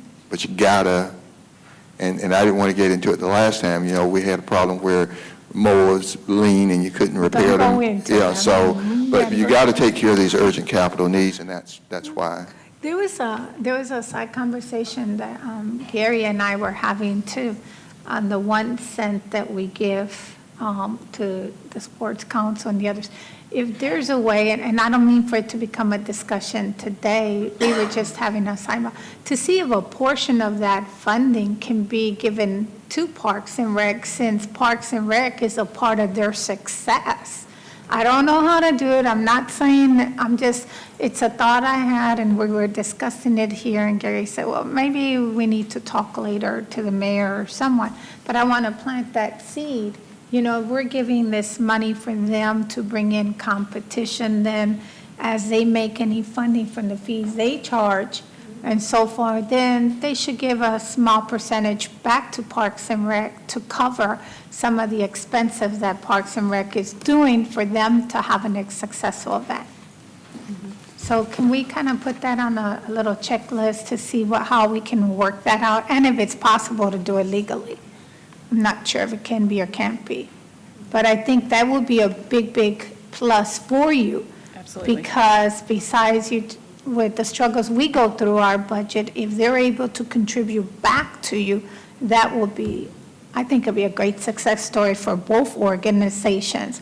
Not one gets more successful than the other. Just something to think about. Yeah. And Okay. some of that may be tempered by state law that deals with the hotel motel tax and how it can be allocated. And that's why I said, maybe that's something for you to do on your checklist to see how we can do it. Because I'm pretty sure when they bring those sports and stuff, there's fees that they have to pay also, or there's something they have to, I don't know the whole story behind it. But somebody's got to be making some money besides hotels and restaurants. Somebody's got to be making some money somehow. And I'm just saying, if we as taxpayers are supporting that, then I just feel the organization should find a way to support Parks and Rec. Yes. Even when they have their fundraisers, they should consider a portion of that fundraising to go to Parks and Rec, because Parks and Rec is assisting them and the taxpayers are assisting them for them to be successful in their events. So again, Madam Chair, the capital outlay, and it got my attention during the budget deliberations with the mayor and with the staff when Richard Bishop identified vehicles on the list at Parks and Rec that were purchased when he was Parks and Rec director. And they're still using them. That long ago? Yes. That wasn't long ago. So they're in need of equipment. Okay, I just wanted to plant that seed, because I have the highest respect for Parks and Rec and Public Works, because those are the two entities, besides public safety, those are the two entities that really impact the citizens. And the citizens are depending on us to provide a quality of life. And if we're able to help other organizations, or other organizations should be available to help us. That's just my thought for it. Hope we can find a way to get you some money. Councilor Davis. I did want to just add this to the conversation. I know we've talked about a lot of things today and how we're going to fund this. I thought about some stuff in the past where we've had some conversations on salary savings, et cetera. I just want to make sure that we're just started with one of our larger departments. So I just want to make sure that, I know there's going to be some other departments that are going to come in and ask as well, possibly, but this conversation may carry over and affect some of the other departments as well, and how we have made decisions in the past and what we've done in the past and what we're currently doing. So let's just be, I guess, consistent with how we're doing this from the past years until now as well. So I just trust that the management will handle that. Thank you. Director Browder, in order to keep on schedule, you've got about 15 more minutes. Absolutely. I will move quickly. The next area that we were going to discuss is aquatics, and I will briefly tell you what we've asked for is to have our budget restored to what we had in fiscal year 18. So here is the summary, if you will, of what we currently have and where we currently are, but I'm going to skip ahead to the next screen that is by the numbers. And this is a snapshot of what our adopted budget in 18 was, what we had in 19, what we requested, and what is currently approved. The reason for this was, as many of you know, and the presentation I gave back in February, we are currently operating 2 of the 4 outdoor pools due to the issues that we have and the repairs that are needed. So we were cut in our budget for aquatics. This is simply outdoor aquatics. This does not relate to the aquatics center. This is only outdoor aquatics and the outdoor aquatic pools.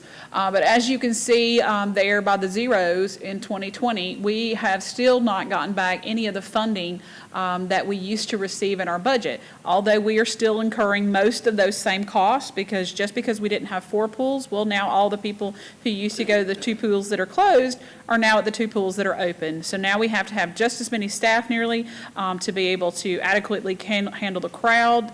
Everything is pretty much the same business for us, and so we had requested to have that funding put back into our budget and be restored. But that's an operating, that is not a capital item, that would be an operating item.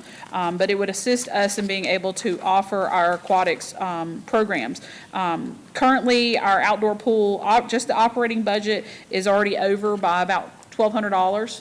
And if you will, the way our budget works and the way the pool season works is we spend half a season in one budget and half a season in the next budget, if you will, or the way you can look at it is this year, we still have half a season to operate in this budget. So we still have May and June, and we're already over by $1,200 in our operating. So we are definitely going to go over in our outdoor aquatics this year. We already know that because we just don't have the money. We just weren't funded as we had requested, which is what we know it takes to do so. So that is one of the things we have requested is to be returned back to what our original operating was in 18. So you can see the numbers here, basically, of the things that we had asked for. And we're not asking for really anything more than we had previously had. We're just asking for what we had back. Thank you. So I'm assuming each one of these items is an add?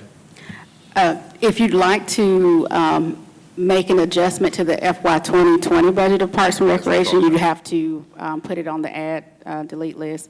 But I did want to point out, Director Browder mentioned that the aquatics was over budget, and currently, as of today, they are not. She did mention to me that there were expenses that were forthcoming, and that's what their projections are based off of. But just to be clear, just in case there are any financial reports that were being requested, financial reports will not show aquatics as being over budget. They're currently $131,000 left in the aquatic center's operating budget and $130,000 left in the, I'm sorry, that's aquatics budget and $130,000 left in the aquatic center budget. And that's for operations.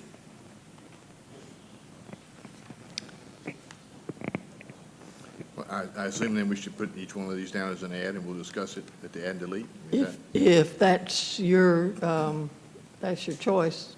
And I can come back with the total as far as, is it the difference between the FY18 adopted budget and the FY20 requested budget that you'd like to add to the list? No, I think it's the FY18 adopted and the mayor's approved budget. I think. She should restore the 18. The mayor's recommended budget is currently what we have in place. Right, but she asked for a restoration of the FY18 budget.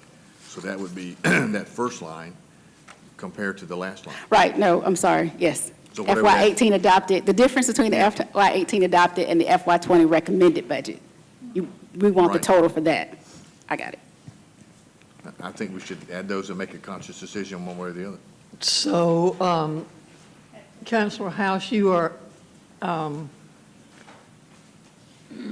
asking to put the items that are on the aquatics budget number that are 0 in the mayor's approved budget to put the amount that was approved in 2018? Yes, but it's not just the 0, it's where there's a decrement also. Every line that's a yellow highlighted line is what she's asked that we consider making a change. He's right.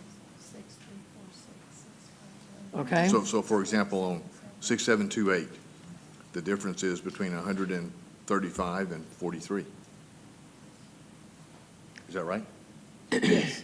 Well, actually, we had even requested less than what we originally had. We had only requested 103, and the original budget was 135. But we're currently, in the fiscal year 20, we were going to receive 43,000, which is the same as what we had in fiscal 19.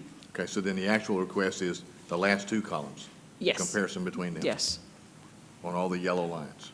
Ms. Alexander, do you know what he's talking about? I got it. He wants to add to the add delete list the difference between what was requested by Parks and Recreation and what was in the mayor's recommended budget. Right. And will you, or one of your folks, get us a total of that before we? Adjourn? before we adjourn today? Yes, ma'am. Okay. So Mr. House has asked that that be put on the ad list. Okay. All right. Okay, the last area that we would like to discuss that relates to operating is our therapeutics section. For those of you who know, we have a therapeutics section. We handle adults with disabilities here in the city of Columbus. We have a very good program. It has grown tremendously in the past few years.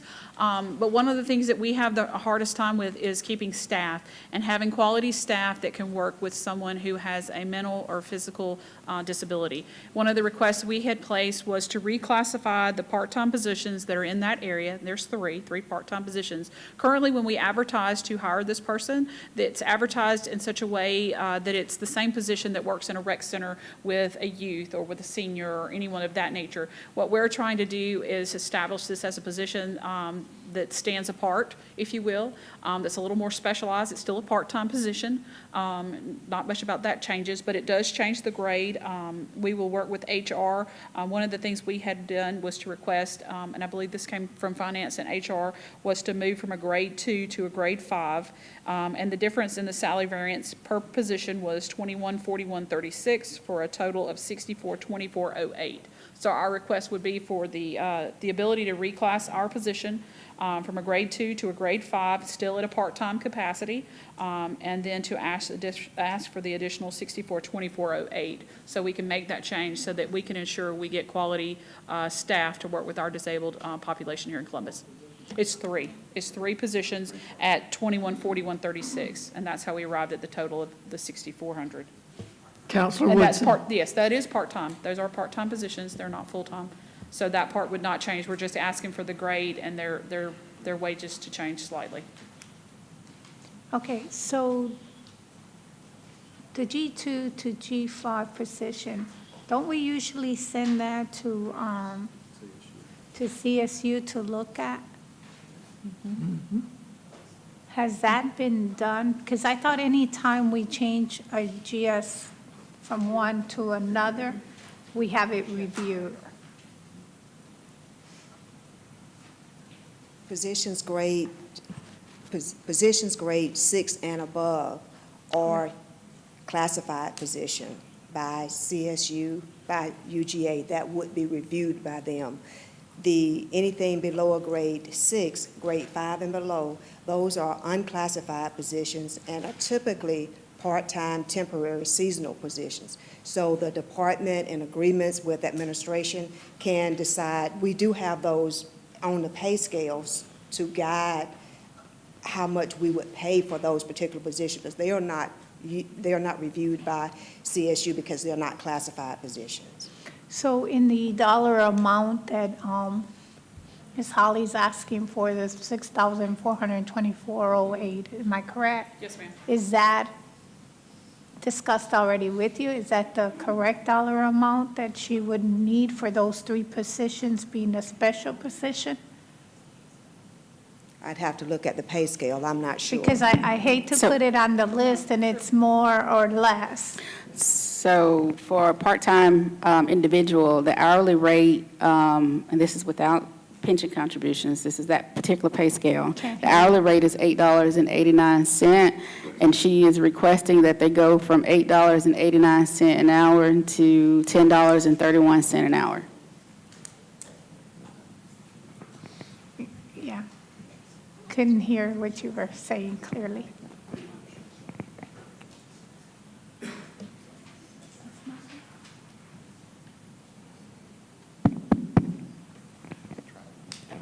Okay. So let me, what I'm trying to find out, I want to make sure, what I'm trying to find out, when she goes from the GS2 to the GS5, is that the correct dollar amount for that grade, the GF5? That's what I want to ask, because if it's less or more, I don't want to put it on the ad list and then we have to change the dollar amount. So is that an accurate amount for those three positions going from a GS2 to a GS5? I would have to validate that, but I do believe that is the correct amount. Okay. But I will most certainly validate it That is the amount without benefits. So I'll have to, now that I'm looking at that and what she provided to me, that does not include FICA benefits, so I can make those calculations and give them to you very quickly. Because I would like to add it, but I would like to make sure that we have the correct number that we need to have on the ad list. Well, give me just a moment. Okay, so Counselor Woodson has asked that it be added to the list, this reclass at the correct amount that you are going to determine. Yes, ma'am. Thank you, madam. Counselor Crabb. Thank you. Okay, Holly, you're asking for a lot of things here.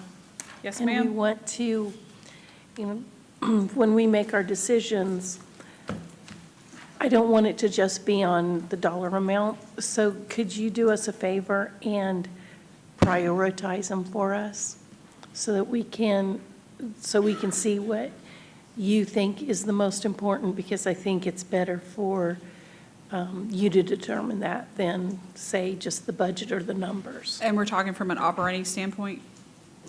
Yes, from all your asks, which of your asks, please prioritize them for us. And Okay. I don't think it has to be done today. Sure. It just has to be done by the time we are going to vote on this add and delete Absolutely. list. I'll get with the staff and we'll bring that back to, we'll bring it back and If give you it to can them. get it to Ms. Alexander, she Yes. can get it to Absolutely. us electronically. Okay, Thank you. Ms. Alexander?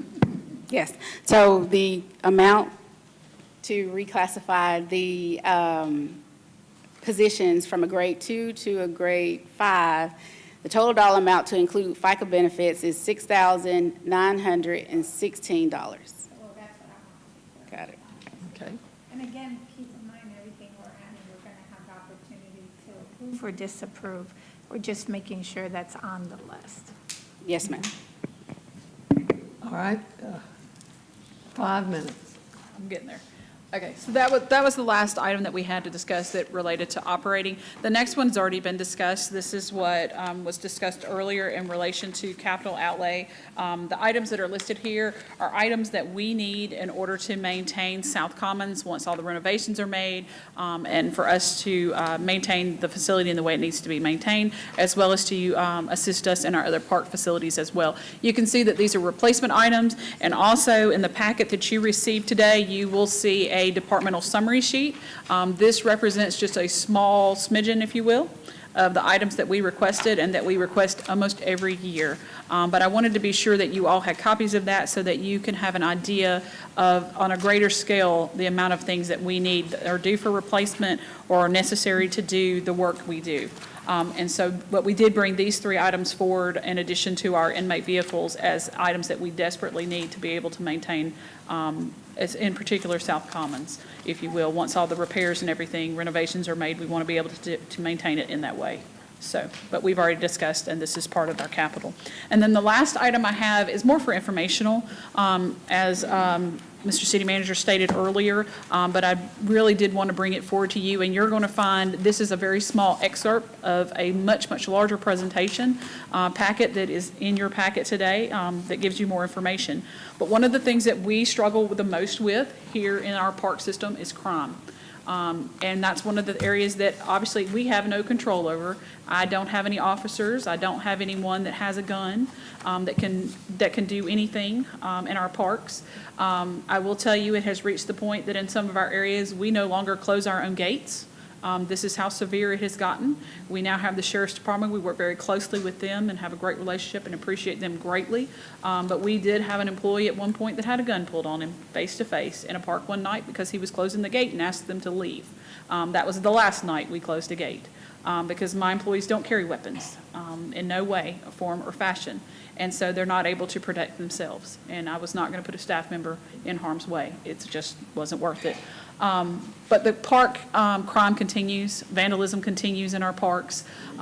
It's on the rise, not just with graffiti, but destruction. We talk about bathrooms and the lack thereof of some of our park bathrooms. We just can't keep them open because of all the vandalism that we see. So Homelessness, that's one of the things that we struggle with a lot in our area. As you can imagine, with the parks and the various facilities we have, the homeless exist there. These are pictures taken from the pedestrian bridge, the Frank K. Martin Bridge. We get lots of complaints about that area. Also, this is in the downtown or uptown area. This is the vandalism. These are broken park benches, the trash and the debris. Our folks go out every day. We get complaints every day. We go out every day and clean up the trash. And as soon as we get it cleaned up, often we'll get a call from someone or get an email that it looks exactly as before we cleaned it up. So one of the things we would recommend, and this is just more, as you can see, articles, and I could go on, but simply to make it quick and short, there's lots of articles, there's lots of things. You can go out and Google us and find all kinds of terrible things that have occurred in relation to crime. But the possible solution we would like to present, and obviously, as City Manager mentioned earlier, it may not be the correct time, but I'm not sure there'll ever be a correct time to bring this up.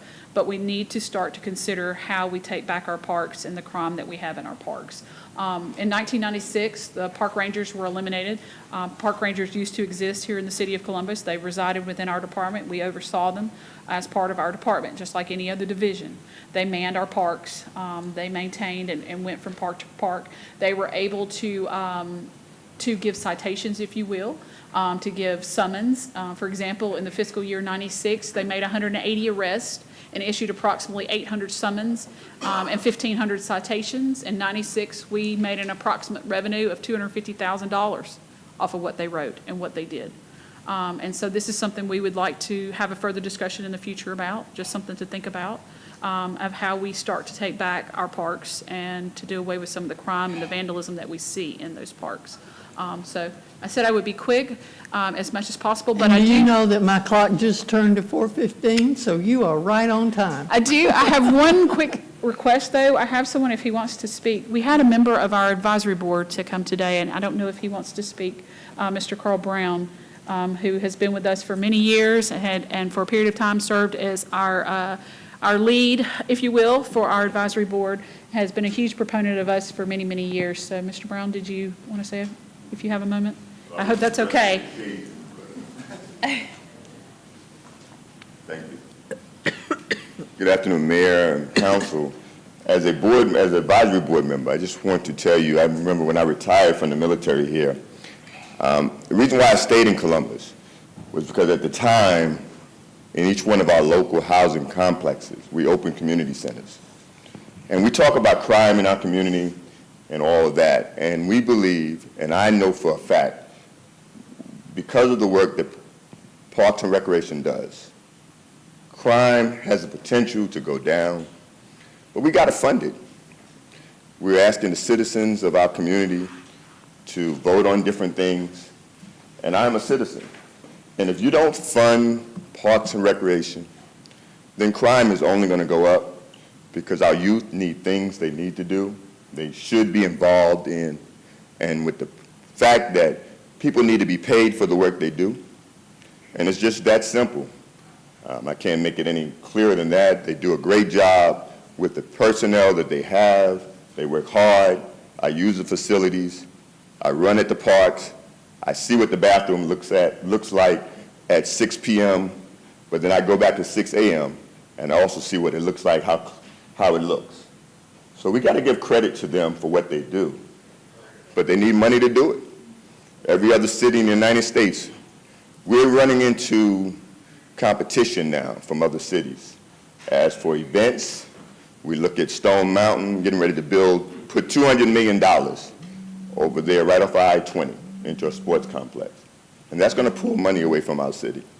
So the truth of the matter is, if we want our kids to really look at us and what we've done for their future, we need to spend money on them.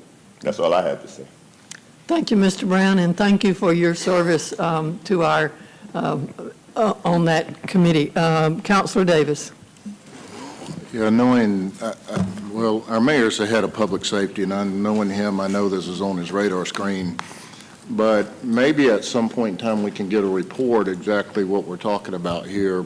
As I know, we got the police department, sheriff's department.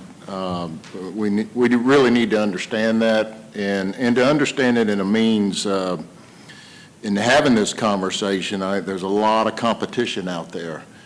And we talk about this all the time. What's really extremely is important to me, and I know it is to this council, about our 911 patrol officers. We're really, really concerned about that. But I would like to understand it a little bit better if we could get a report on that. I'm sure it's probably already in the works, knowing our mayor, so. Perhaps this might be a work session topic, or? It may be, Councilor Thomas, but you know, that maybe that's a discussion we need to have and get a Great. report, an update of, you know, maybe be able to visualize what we're talking about a little Great. bit more in detail. Great. Thank you. Thank you. Director Browder, thank you for your presentation, and I'm not sure if you were in the room before when we talked about the procedure.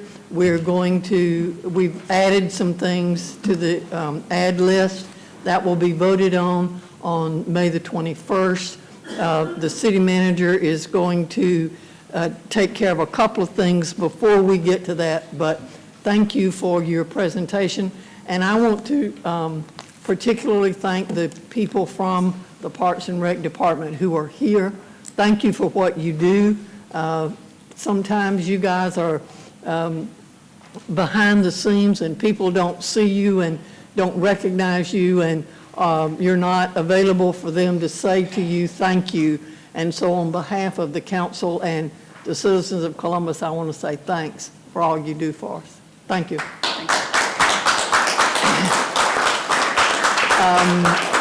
Ms. Alexander, we are ready for our next presentation. And I do want to say to those who have come in since we started this, we are on a fairly tight time schedule. We have another meeting when this one is over, and we're just trying to make sure that we hit all of those numbers correctly. So, Director Alexander. Yes, ma'am. And Council House, the amount is $165,750. Yes. So our next department presentation is from Elections and Registration, and our Elections and Registration Director, Nancy Boring, is presenting. Thank you. Do we need it? Yeah.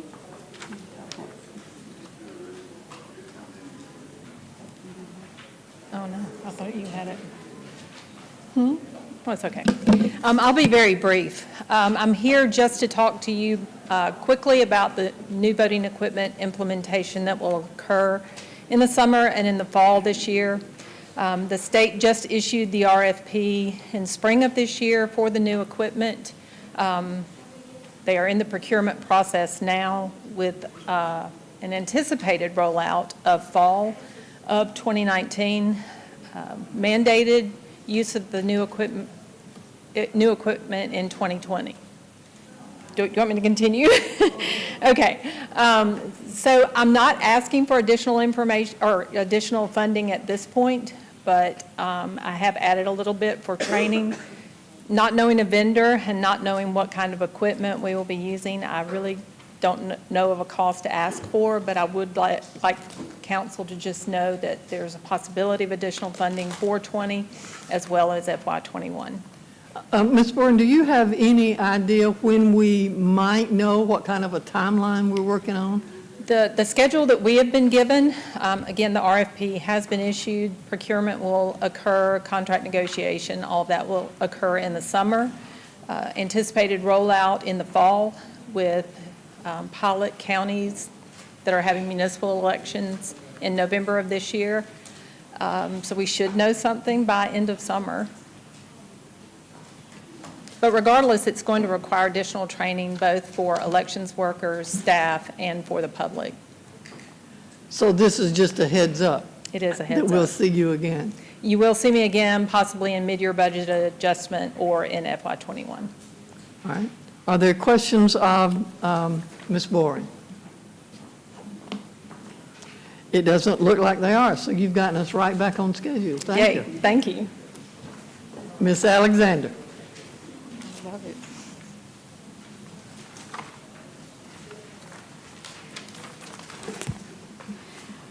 So the next department up for presentation is Recorder's Court, and I believe Donna Willingham, the chief clerk of Recorder's Court, is here. As well Along as with Judge Hunter. Yes. Welcome. I can see the judge.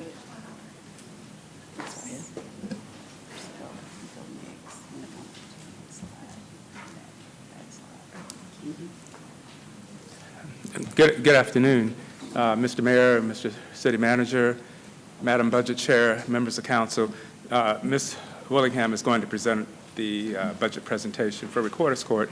Before she does, I just wanted to preface her presentation and say a few things. As you know, I had the honor for 12 years of sitting on City Council, and during those 12 years, I engaged with my fellow councilors in 12 budget seasons, seasons in which we reviewed the presentations from each department in the city. And because of that experience, I am acutely aware of just how difficult the task that each of you have in trying to determine how best to spend the dollars of the citizens in the coming fiscal year.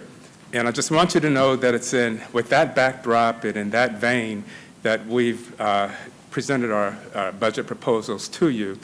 We're trying to do the best we can to make the Recorder's Court experience as pleasant as possible for our citizens. What we're providing you is what we consider to be not wants, but needs. And so, again, I just want to thank you for listening to our presentation, and also I want to thank each and every one of you for the job that you do. I certainly know and appreciate your job. Thank you. Thank you, Judge. Ms. Willingham.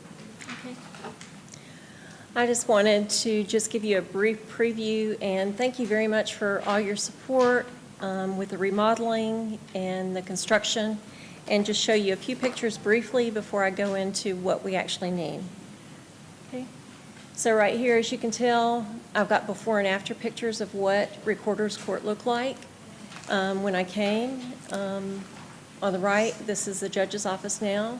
That was where Ms. the judge... Willingham, can you speak just a little louder? Okay.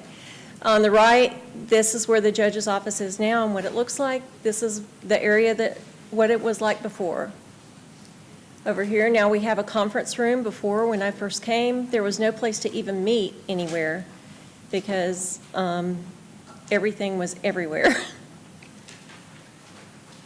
Right here, this is what the copy room and the printers look like on the left, and on the right, that is what's been done with the finances that you've given to us to use. Right here, as you can see, we've got the new cubicles in. The morale is a whole lot better. We have a great staff. We have great supervisors and great employees. Right here, here's another picture of the office. Right here, this is the stockroom area where we keep all of our records for 2 years before sending them over. On the left is the break room. When I first came, the break room was so bad you didn't even want to go in there. Now we have a sink, we have cabinets, a refrigerator, and tables and chairs where people can actually sit. In the break room on the right, we were not handicap accessible, but now we have the handicap bathroom with the baby changing area. So now that we are in compliance. And then now what I want to get into is we've come a long way with Recorder's Court over the past year. A lot has been accomplished. But we have some challenges that we're facing, and this is where I need your help.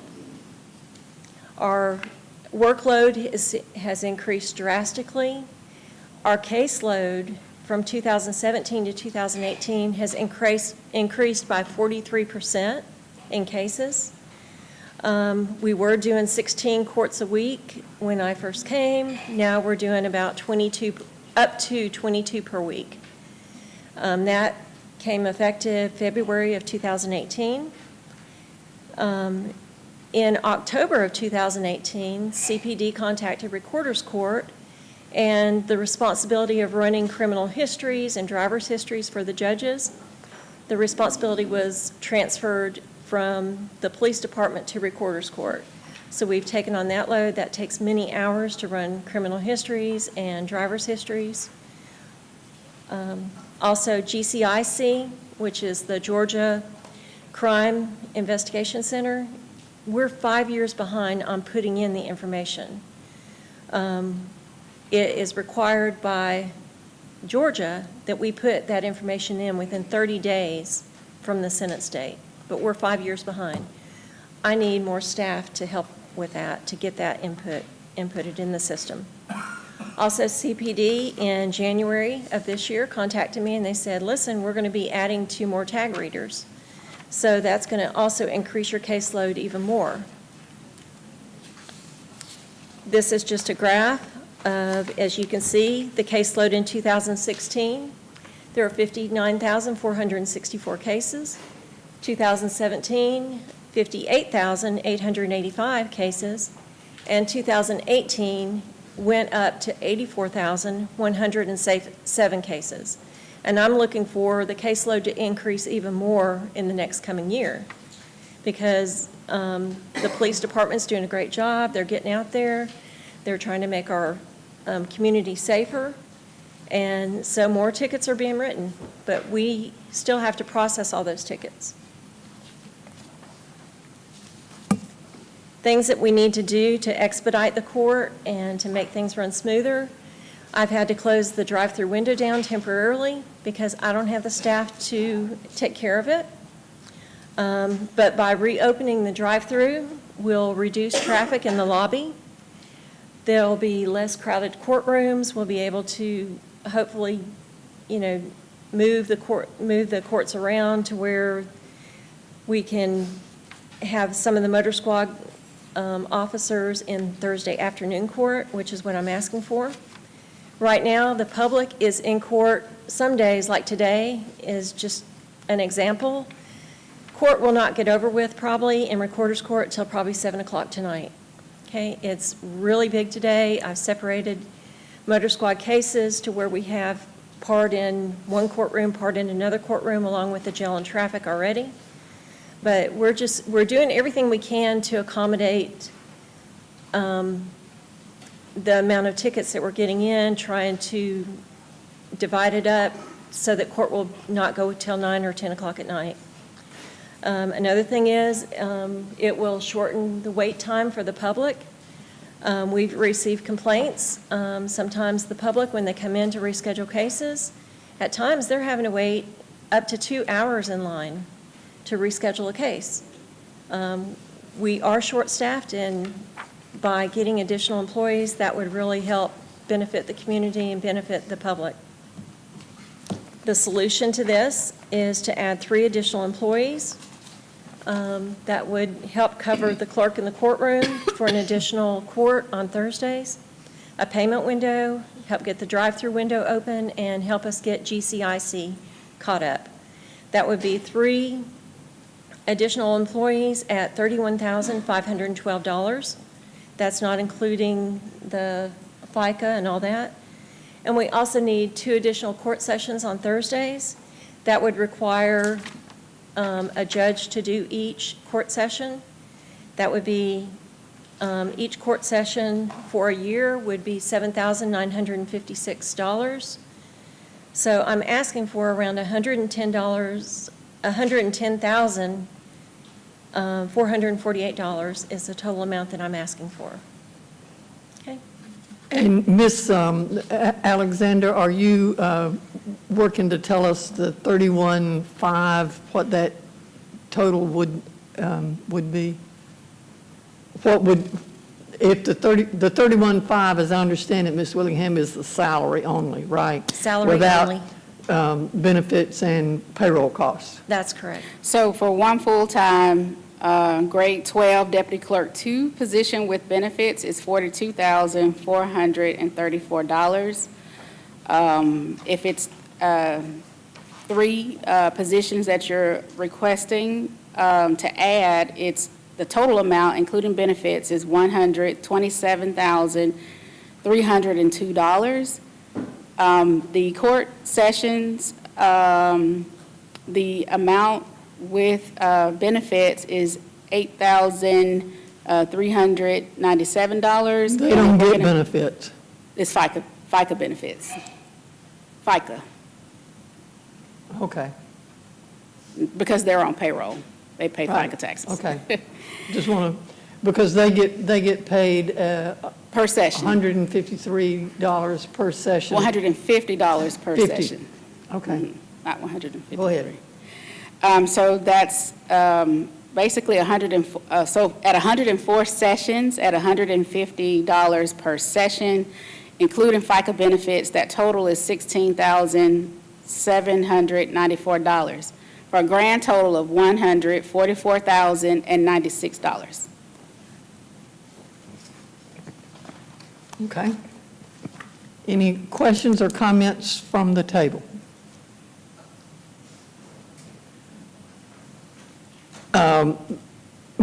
Councilor Garrett.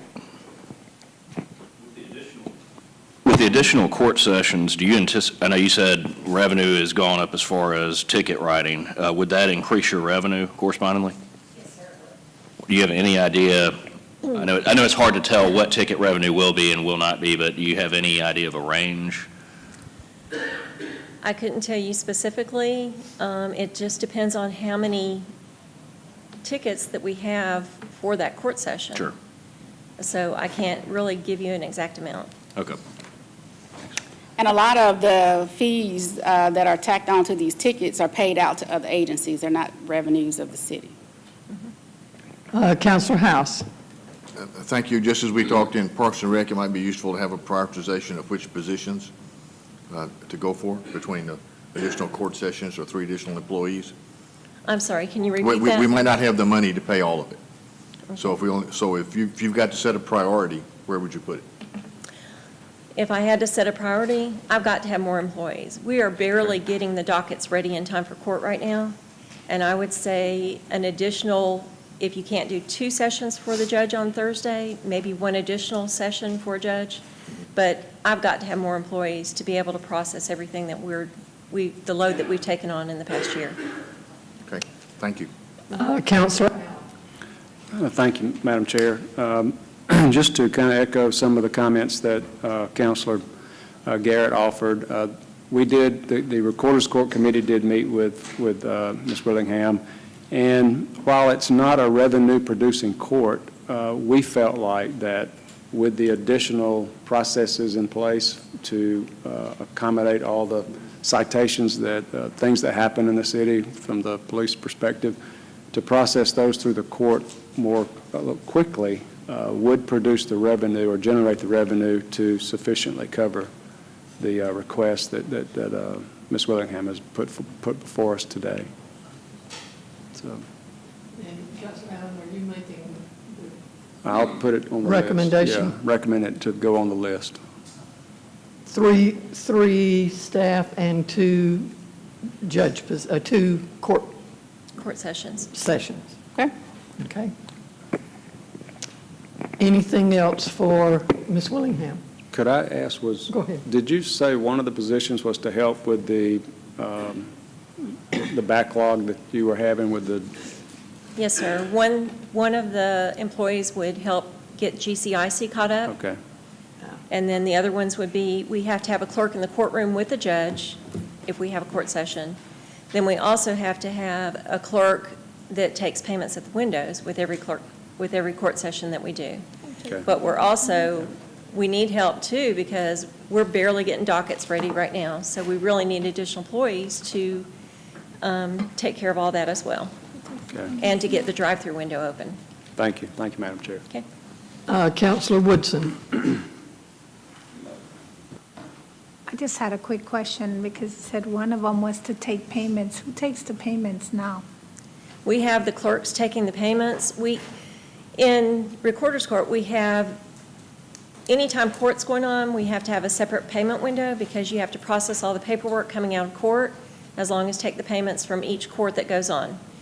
And then we also have another payment window that's down the hallway where people can go and they can make their payments. So we have payments going on for every court, for each courtroom, and then we also have payments in the hallway where the public comes in.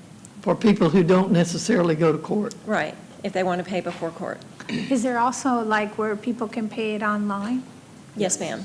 We started our online payment system, I think it was August of last year, and it's doing wonderful. That was going to be my next question. How's it doing? But okay, Yes. thank you. Anything else for Ms. Willingham? Ms. Willingham, I want to say thank you on behalf of the council for your presentation. We've seen quite a change in our recorder's court since you and Judge Hunter have been there, and we appreciate your efforts and what you've done. And I don't know if you were in here when we said before that the things that are on the ad list will not be voted on today. We will vote on them May the 21st when we go through the add delete list. Okay. All right. Thank you very much. Thank you so much for your presentation. Okay. Thank you, Judge.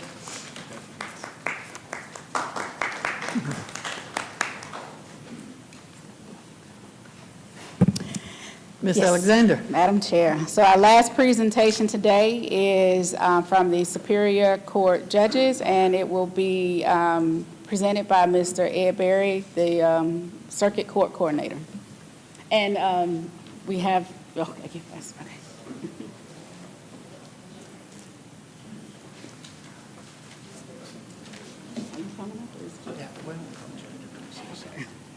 Oh, here. You want to say something? Sure. Yeah, Madam Chair, thank you for allowing us to be here today. I don't ever tell the judge he can't come before the council. Well, I brought my lawyer. Good. At any rate, we do want to thank you. Ed Berry will make our presentation. I would say that basically we are viewing this as largely unfinished business from last year.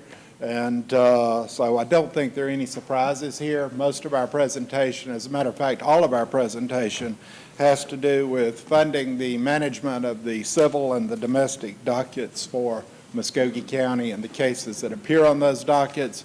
We consistently show every year that those two categories of cases make up anywhere from 60% to 2/3 of all of the cases that go through the court. If you read the newspaper, you would think that the only thing we really handle are criminal cases, but the criminal cases are actually the smallest category of cases that we handle. The typical day in the typical judicial assistant's life, typical hour of that day, is spent dealing usually with a domestic relations case or a civil case. Excuse me just a minute, Judge. I'm sorry, guys. We are having a hard time hearing. Go ahead. So at any rate, I just want to let you know we do have other people who are here as well from the courts who are interested, court personnel, court staff. I see Judge Ben Land, Judge Art Smith, our Superior Court clerk, Ms. Forte, is here also. The judicial assistants who are affected by this and who are doing the work are seated here as well. We also have a law clerk from Judge Land and Judge Gottfried's office, Mr. Burns here, and then Mr. Callahan is here. He's one of the lawyers who practices a lot in our courts, and he certainly would be able to speak to how what we're proposing affects the bar as it seeks to serve our citizens as well. At this point, I'll hand the balance of our presentation over to Mr. Berry. Thank you. Thank you, Judge. Welcome, Mr. Berry. Good afternoon, Madam Chair. Thank you, Council, Mayor, City Manager, and Ms. Alexander. I certainly appreciate you allocating this time slot for me, and I appreciate your efforts on that. My name is Ed Berry, and I'm the Circuit Administrator for the Superior Courts here in Muskogee County. I'm here on behalf of the Superior Court judges and their 7 judicial assistants. I want to say that I know I only have 15 minutes, but I'll be very brief, and I can be very brief because we laid the groundwork a lot on this issue last year. Council may remember last year on May 15th of 2018, where I came before you during the add delete list hearing and requested that we receive, or at least the judiciary receive $10,000 for each of the Superior Court judges' judicial assistants. That money would be earmarked to compensate them for the extra duties that they perform in lieu of having those duties being performed by the Superior Court Clerk's Office. I have a handout that I've given you that has been prepared by our Chief Judge Judicial Assistant, Ms. Laura Jolly, and I had her itemize the list and the duties that the judicial assistants do that typically fall with a Superior Court Clerk office. As you remember, when I went through this last year, as you remember, there was a decision as to whether the Superior Court Clerk's office would be required to hire 2 or 3 more clerks in order to do these duties, which include preparing, scheduling, and processing Muskogee County's civil and domestic dockets. And that's important to understand that it's just Muskogee County's domestic and civil dockets, and I'll talk about that later. In addition, when a judicial assistant has to prepare and manage the civil and domestic dockets, they have to have interaction with the attorneys that are on those dockets and the pro se parties as it relates to those dockets. I'll repeat what Judge McBride indicated, that it is important to understand that these dockets, these civil and domestic cases, make up 2/3 of our entire circuit caseload, or the county caseload. Now, the other alternative, as opposed to hiring the Superior Court clerks, additional Superior Court clerks to take on these duties, the other alternative was to pay a stipend to the judicial assistants for preparing these dockets. And keep in mind that they have done that over many, many years. It really goes back to Judge John Land wanting his assistant to be able to prepare those dockets.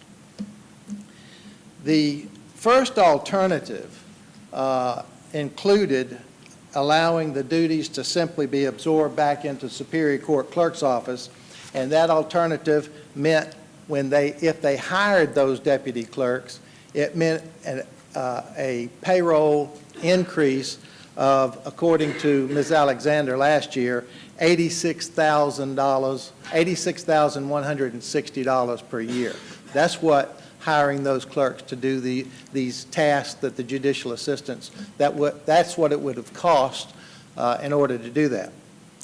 But the alternative that we're here about today would mean leaving an already efficient and streamlined system in place and funding a stipend of $10,000 for each of the 7 judicial assistants, amounting to $70,000.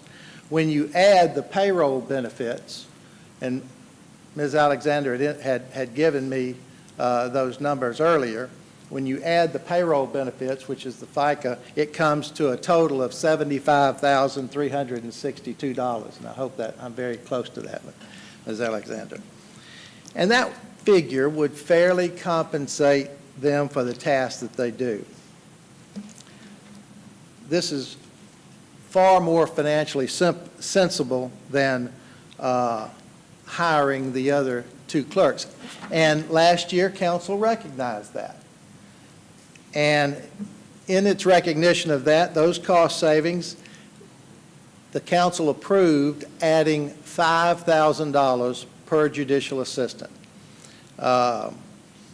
And the council also asked that we come back this year, which is why I'm standing here, to ask for the $10,000 stipend to be added to this year's budget. The first year was $5,000, and we're here now asking for an addition for the total $10,000. We understand that the first $5,000 was included in last year's budget, but we are now seeking the remaining balance to bring the total stipend to the $10,000. Now, I'd like to say at this point, and it can be noted here, that we have gone to the clerk's authority, Now, the Clerks Authority is a professional organization of all the Superior Court clerks in the state, and it indicates that not all, but almost all, but for a few counties, some of the rural counties, the majority of the Superior Court clerks perform the civil and domestic relations dockets in addition to the criminal dockets. They do all of the tasks associated with all dockets.